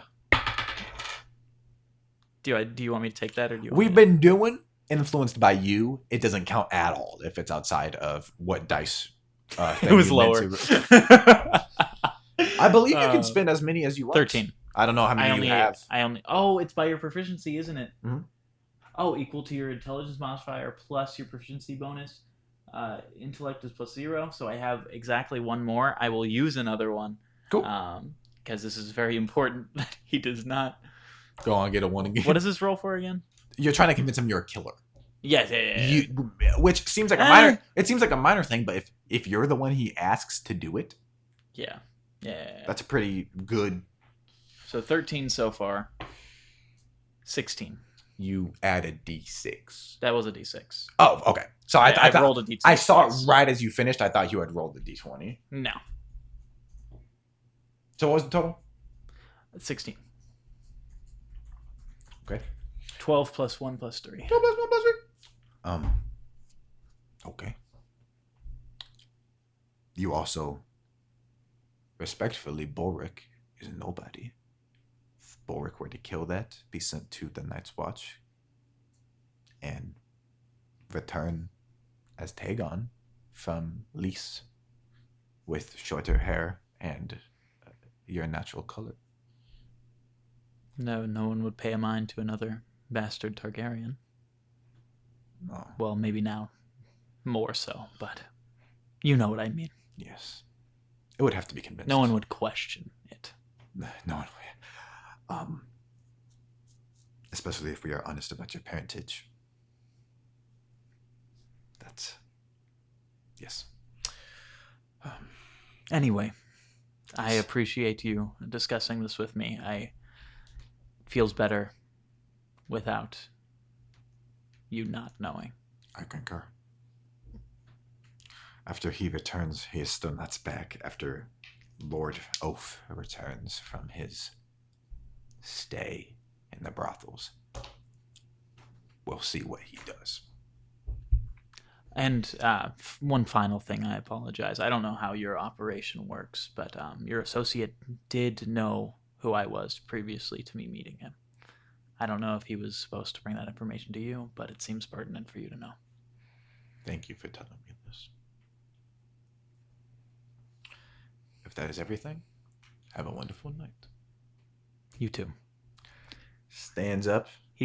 You like how he's moves throwing his buddy under the bus because he's getting a better buddy?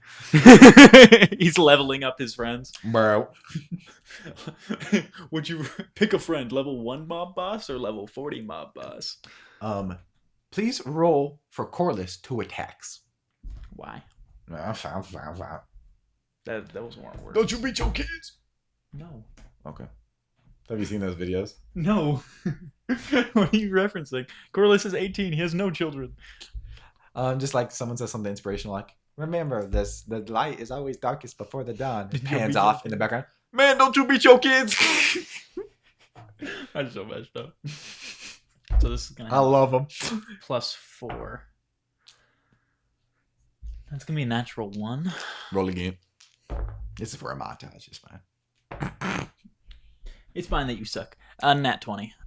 Okay, so that will equal out to 1 Kurt of murdered.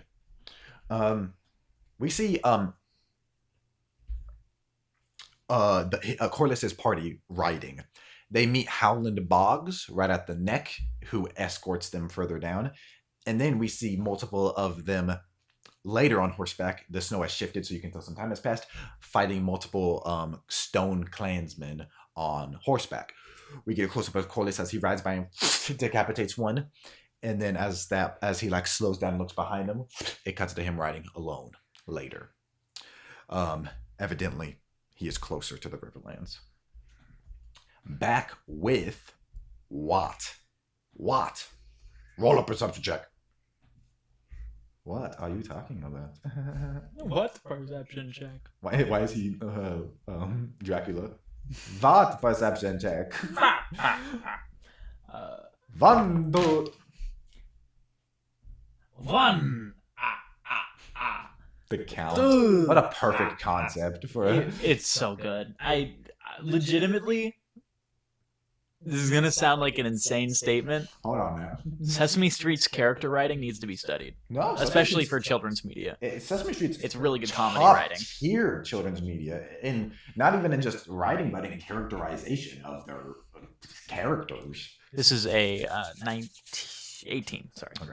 So you move further in. You hear the clanging of metal, and Watt is fighting multiple people. You're like, oh, you're doing it. Adam is fighting multiple people. He like slams his helmet down and he's bleeding a little, but he's muttering to himself. And as you approach, he kills one man and turns and stabs the other and kind of forces them down. And as you're approaching, he seems to have handled it himself, but he's muttering to himself. Adam.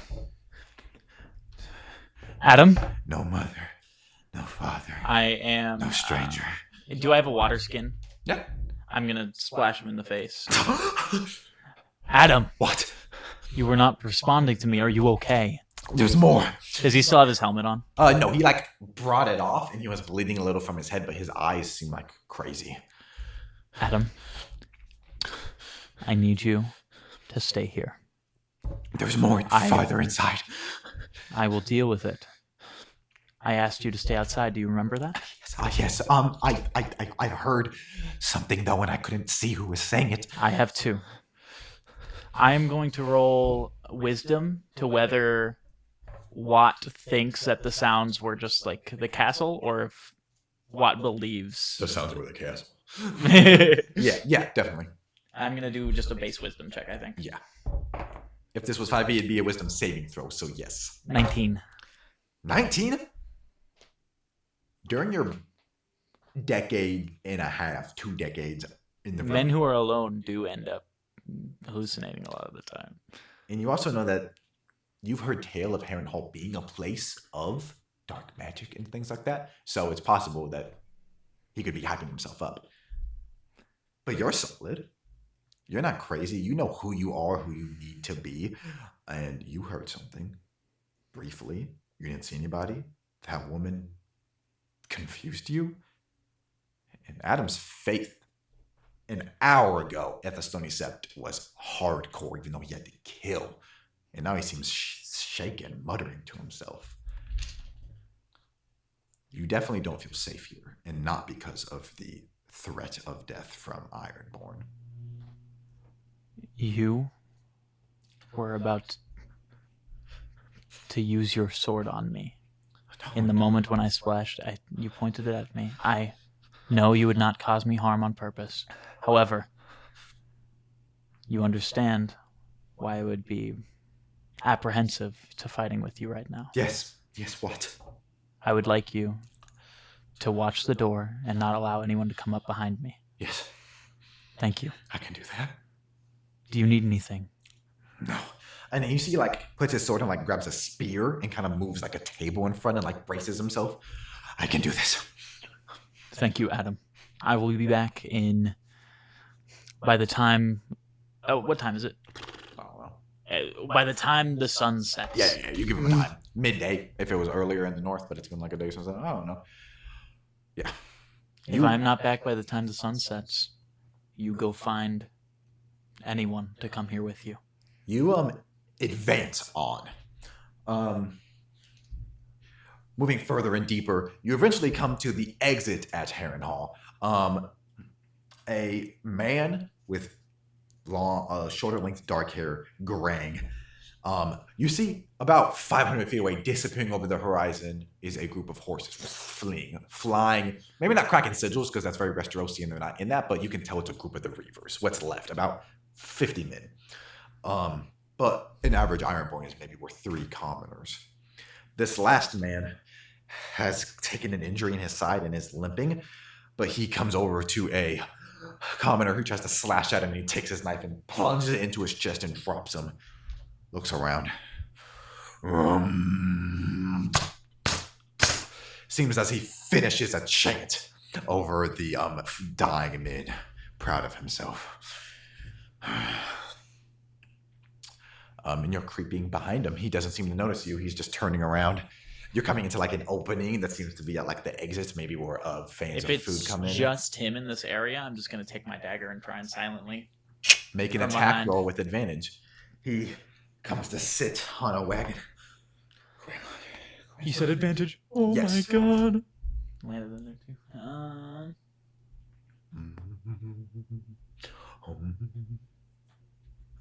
That is going to be a total of 21. 21. Roll an attack roll. Or roll damage. Do it again, bitch. Roll What damage is for that. what is the damage for dagger? Should be a d6. D6 plus 5. 2d6. Nope, you didn't crit. I don't know why I thought you did. 2d6. Because I got an unnat 20. Yeah. Someone in House Young could crit with that due to their subclass, I believe. Don't know, don't matter, don't care. That's kind of rude.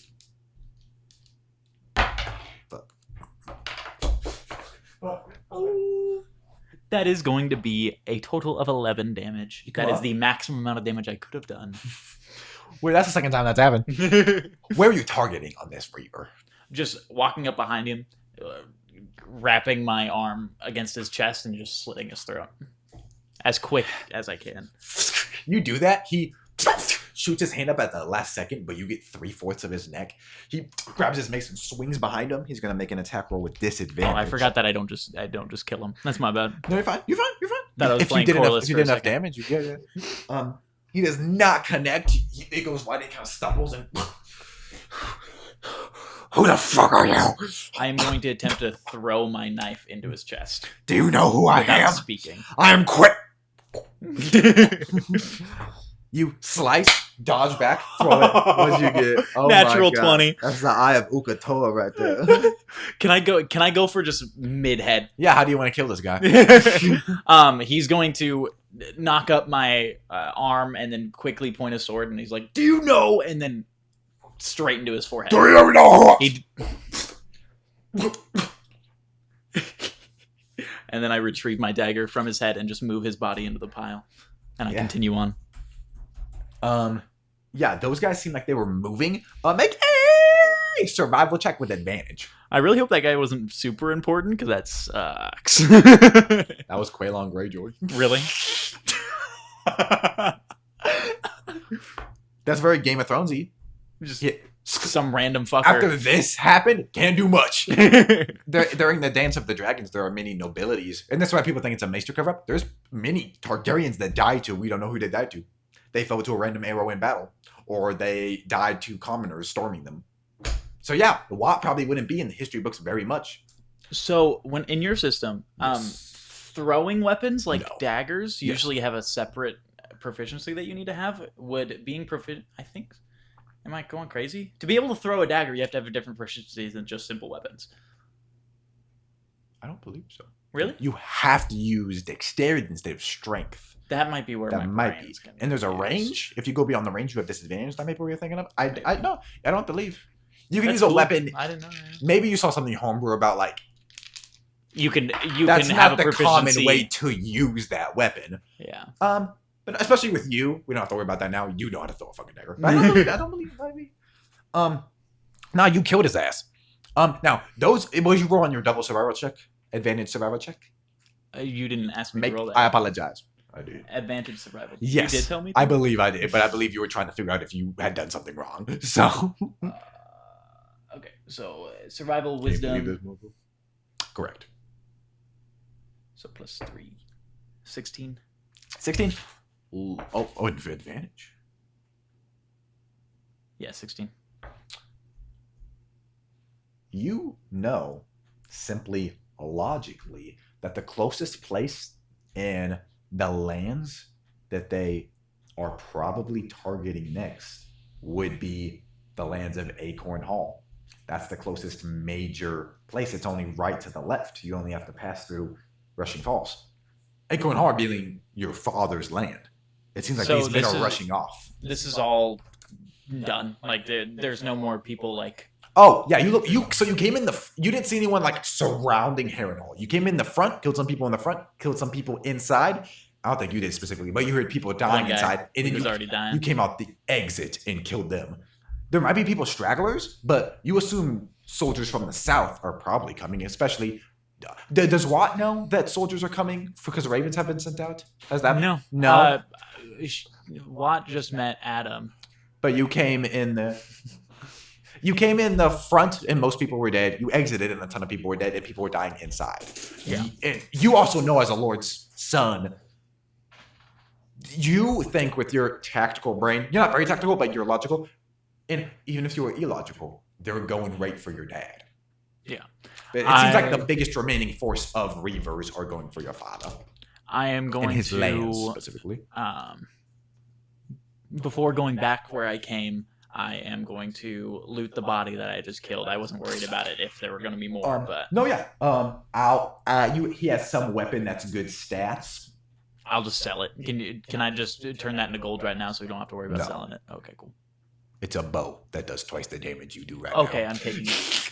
It's a very nice inlaid bone. Is it 2d8? Yes. You don't know what the bone is, but it's very nice. Clearly a spoil of war. It does 2d8 damage, and it's bone made. I'm doing bone bow. The bone bow. BB, double B. I'm going to hit you with the double B. Okay. Yeah, and then do you want to do anything else? I find Adam. Fuck. I know what you were trying to get me at. That guy. He was going to meet his 7. If you left him, I probably would have done the scariest scene I've ever DM'd. This guy was alone, already going bad, and I know you were trying to get me to. That's why I was like, I'm going back. Cool, yeah, you find Adam. He's dead. No, he's stumbles aggressively once you come back. What? I went and searched. The town has already been ransacked. It seems as though they are heading towards Acorn Hall. I would be more than grateful if you could come with me. Yes, I'll ride with you. The voices here are getting louder. I would love to ride with you. We will go. You guys run out the back, and did you have a horse riding up here? You did you not? It was Adam's horse. It was Adam's. But you can whistle, do a horse call. You're familiar with animals as a ranger, and it can ride back around, and both of you ride off. Yes. You're an asshole. Fuck you, man. I would have described a very scary scene of hearing more whispers and more whispers and more whispers, seeing Alice walk by, and then just dying. And then we cut to another scene, and then that would have been the last scene is him there with his throat slit, either by himself or someone else. But that's a good thing that didn't happen. So, yes. Then as you, I don't believe it is. No, I don't have any going off. If you don't hear there's an alarm going off, it is a family member's. I turned mine off, if I remember. As you ride, we go faster, further, and we eventually come to the leader of those remaining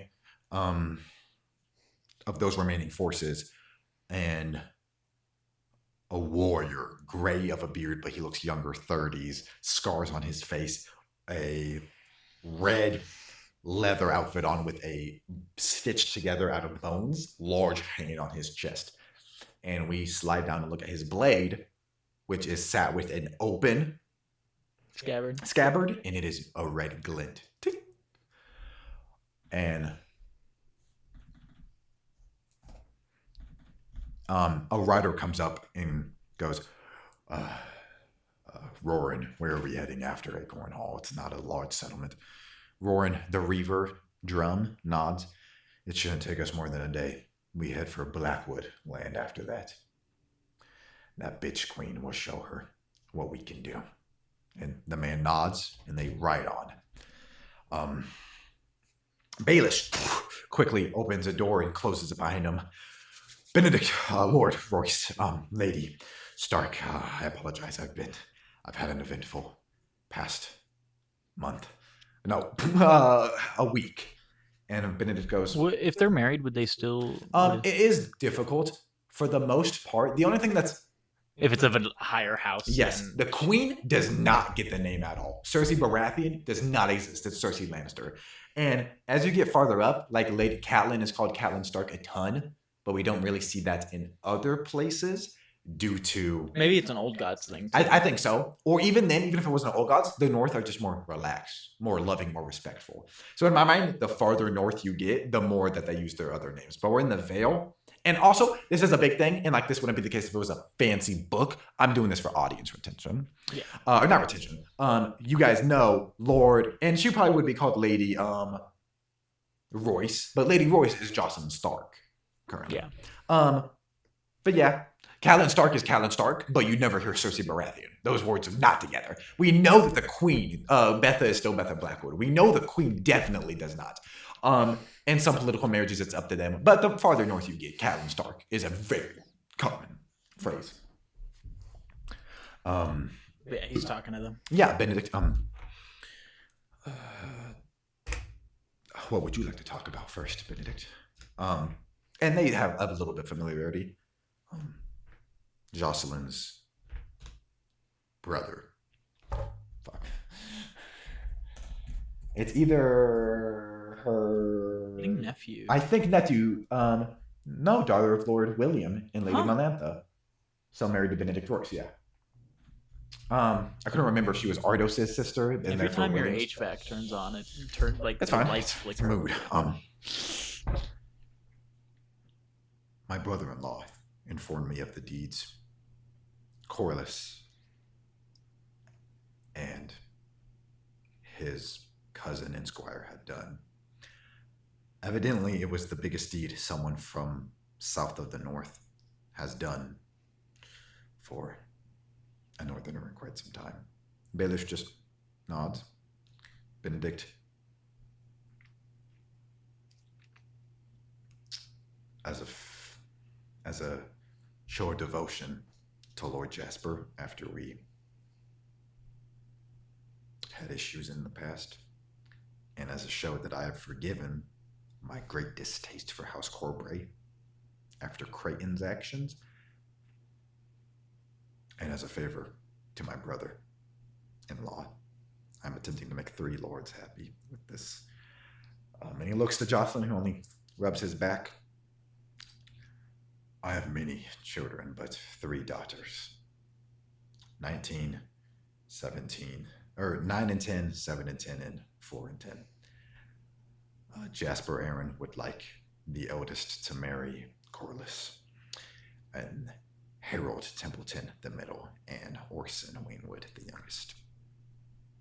And Baelish stays reserved, but House Royce is the House Bolton to House Aaron. They're top 5. I don't know if they're exactly second. Bolton is definitely exactly second in AGOT, and same. But I'm pretty sure. I would think it was the White Knife that would be second in the north. Which was the White Knife? That White Knife is the place. Manderley's. At least in AGOT. I don't know about. Yeah, Manderley. That's a true point. They're also the only. They're the only port. They're the only city. They're the only. They're place also the knights. only place in the north that worships the new gods. Yes, White Harbor, House Manderley, cool as fuck. But specifically in this time, I didn't even think about this, but the ports would be shut down mostly. Oh, that is true. They already get way less traffic than King's Landing. House Manderley is probably as rough right now. I love you, Wyman the Manderley. Built like Santa. We love you. Eat those pies. Okay. So eat them pies is crazy pies, with no baby. Context. Don't you eat them anymore, better? This is a very good political move for Corlys. Baelish nods and goes, I'm sure he would enjoy that, and we will accept graciously. Benedict nods. No plan for a thrice done wedding then. And Baelish nods. I will oversee security for it after I have slept in after Corlys has returned. He should be here within the day. He's riding directly from Winterfell. And they both nod. And we see the last thing we see for today, for the last shot of Whispers at Blackened Towers, is Corlys riding down with a determined look on his face, prepared to face roaring drum. You suck. Dog, this is the longest session we've had, I think. This was awesome. 3 hours, 31. That's weird. I think it's about the same. I think we talked a little too much. Not in a bad way, just it really feels like a lot didn't happen. But it feels like also a lot did happen. It was just, I think maybe I cut between 4 storylines a little. But Baelish is completed now, for the most part. So yeah. Baelish's storyline is completed until Corlys sees him again. If he lives to see that. yeah, it's just Corliss Watt. And Corliss and Watt's stories about to become one story right now for just the next episode for the most time being. Corliss is riding south by himself. Watt is riding north with Adam. Hopefully to meet with more soldiers, but he is attempting to save the life of his father. I do want to talk about this on stream because I think it's fun to show this part of it. How are we going to do that player wise? Are you going to control Watt or Corliss? I'll just cut back and forth probably, if that's okay with you. What Probably for extended periods of time. Are they not going to interact at all? They could. If you want, when you're playing a Watt, I can play Corliss, just so you don't feel like you're dying. But that's what. Yeah. how battles are traditionally shown in A Song of Ice and Fire, and you haven't got to a battle yet. There's like 2 or 3 POVs, and we spend like what feels like 10 minutes with each, and then it cuts. Yeah. So Corliss coming from the front, Watt coming from the bottom, which you can see right there. They're not going to meet until they meet in the middle. So we're going to see what's picking up with both fronts. Mm-hmm. And then when they meet, if you're playing Corliss or Watt, you can pick who you want to play and I'll play the other one. Cool. Or if you have any specific things you want them to say to you, you can just do it. Yeah. And a fun connection, before we even had Watt as a character concept in mind, how Smallwood got mentioned all the way back in session 2 when they were mentioning Kingsguard candidates and your father got mentioned, Samuel Smallwood. Just awesome. It's so fun. I love this so much. Yeah, but next episode we will see the Battle of Acorn Hall. The dropping of Acorn Hall will probably be what it's called in the future. And I think we just use this one. Yeah, the death of. We have 2 POV characters, if we're using a survivor terminology, that are going into this combat. Tagon is making the biggest move she's ever made. Trying to convince the Spy Master to allow him to be the one to kill a Master of Coin. Which is a big political move for Tagon if it pays off. If it doesn't. Yeah. Next episode will be called Red Rain in the Riverlands. I think... And those that are fans of Valyrian Steel know exactly what I'm talking about, but we don't have to get into that. I don't know anything. I don't know anything. Specifically, I think Tagon is so funny because I think he doesn't know he's doing this in like the best way that he could. He still shouldn't be doing it. Yeah. But I think he doesn't know that it's like the best way. He's just like doing stuff. Yeah. Because I don't see him. He's working with what? Can you put that a little bit? Thank you very much. He's working with what he has, which isn't much. He's used to like seducing perfumed courtesans. Now he's planning the death of the Master of Coin. If that is how it happens. It's not, the assassination is not planned. You said, hey, if that happens, could I do it? Yeah. I'd be okay with it. Yes. Yeah. Tomorrow I am doing a podcast episode with Ellie, who plays Fawnrin, a Triton fighter in our Halcyon D&D game. This is the first of, I hope to do this in the future, it will be a Fawnrin deep dive. So we're going to the history behind the character, because Fawnrin was made in 2023. We'll go into the history behind the character. I'll ask her like some questions. We'll probably do more of these as they get farther and more reveals are made. But yeah, that, and then we do not, unfortunately, currently know when D&D, an actual Choral Council session is planned this week. But I know we're both free on Sunday. So if you wanted to, we could do another one of these if we end up not being able to plan anything. That probably will be what happens, definitely. I was going to send a meme, but it's not. I just didn't do it. How we're about to be on session 5, and they're on session 8. But we're going to catch up. So even with how many stuff we're doing, so much more still happens in the Choral Council. It's crazy. Yeah. I'd say probably a 5th. This is a 5th of the plot lines going on in the Choral Council. And maybe I'll just see the end of it. So it's a lot. But yeah, that is it. About it. We're planning very early stages to have a one-shot sometime next week that is superhero focused. Ellie might be available. We do not know. But currently, you have a character concept down that is very awesome. And with all the superhero content going out right now, we'll do a couple more one-shots of that. And I'm talking about right now, the 3 popular shows, Daredevil, The Boys, and Invincible. But Supergirl, Spider-Man, and Avengers are this year. And is Batman? No, the Batman isn't this year. But we're getting a lot of Beyond the Spider-Verse leaks recently. Correct. So every time one of those happens, we plan to continue this storyline. So we apologize if you guys prefer more people in the sessions, but if you do, there's 8 long, arduous. I think arduous is a negative term. I'm trying to use it positively. If you prefer traditional people with more, There is a We lot got of content we for got. you.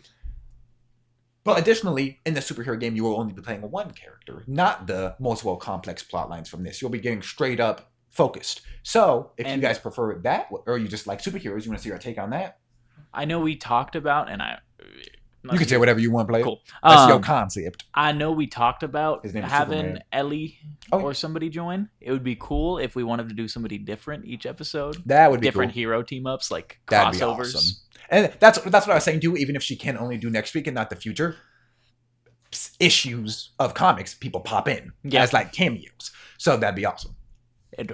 I'm just, if you want to stop record, if we want to do the outro and then stop recording, and then You're we gonna can shit a talk little- people. No, no. Superhero is literally very early on in the planning, but we're gonna do it. Next week. It may not be next week if we end up being incredibly busy for no reason, but I shouldn't be. and I don't think I'm going to be either. This is an amazing concept, and we're not just saying this and nothing's going to happen of it. Something will happen.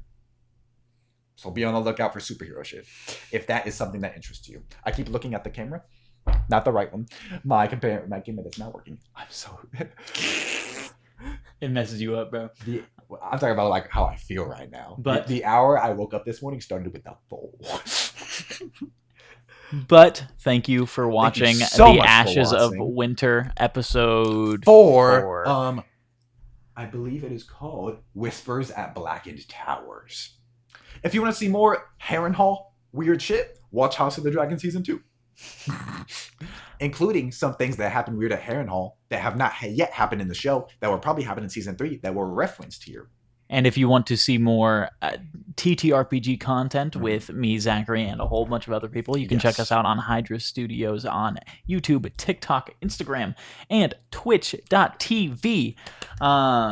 And I also post comedy content there, just On TikTok specifically using and TikTok Instagram. sounds and doing a D&D caption over it. That it's posted to YouTube Shorts and Instagram as well. So if you're on YouTube watching us right now, just go to the Shorts and see if stuff's funny. thank you very much for joining us. Y'all have Thank a you good so one. much for joining us. Have a wonderful evening. Stop streaming. Bye, YouTube only audience. This is the recording.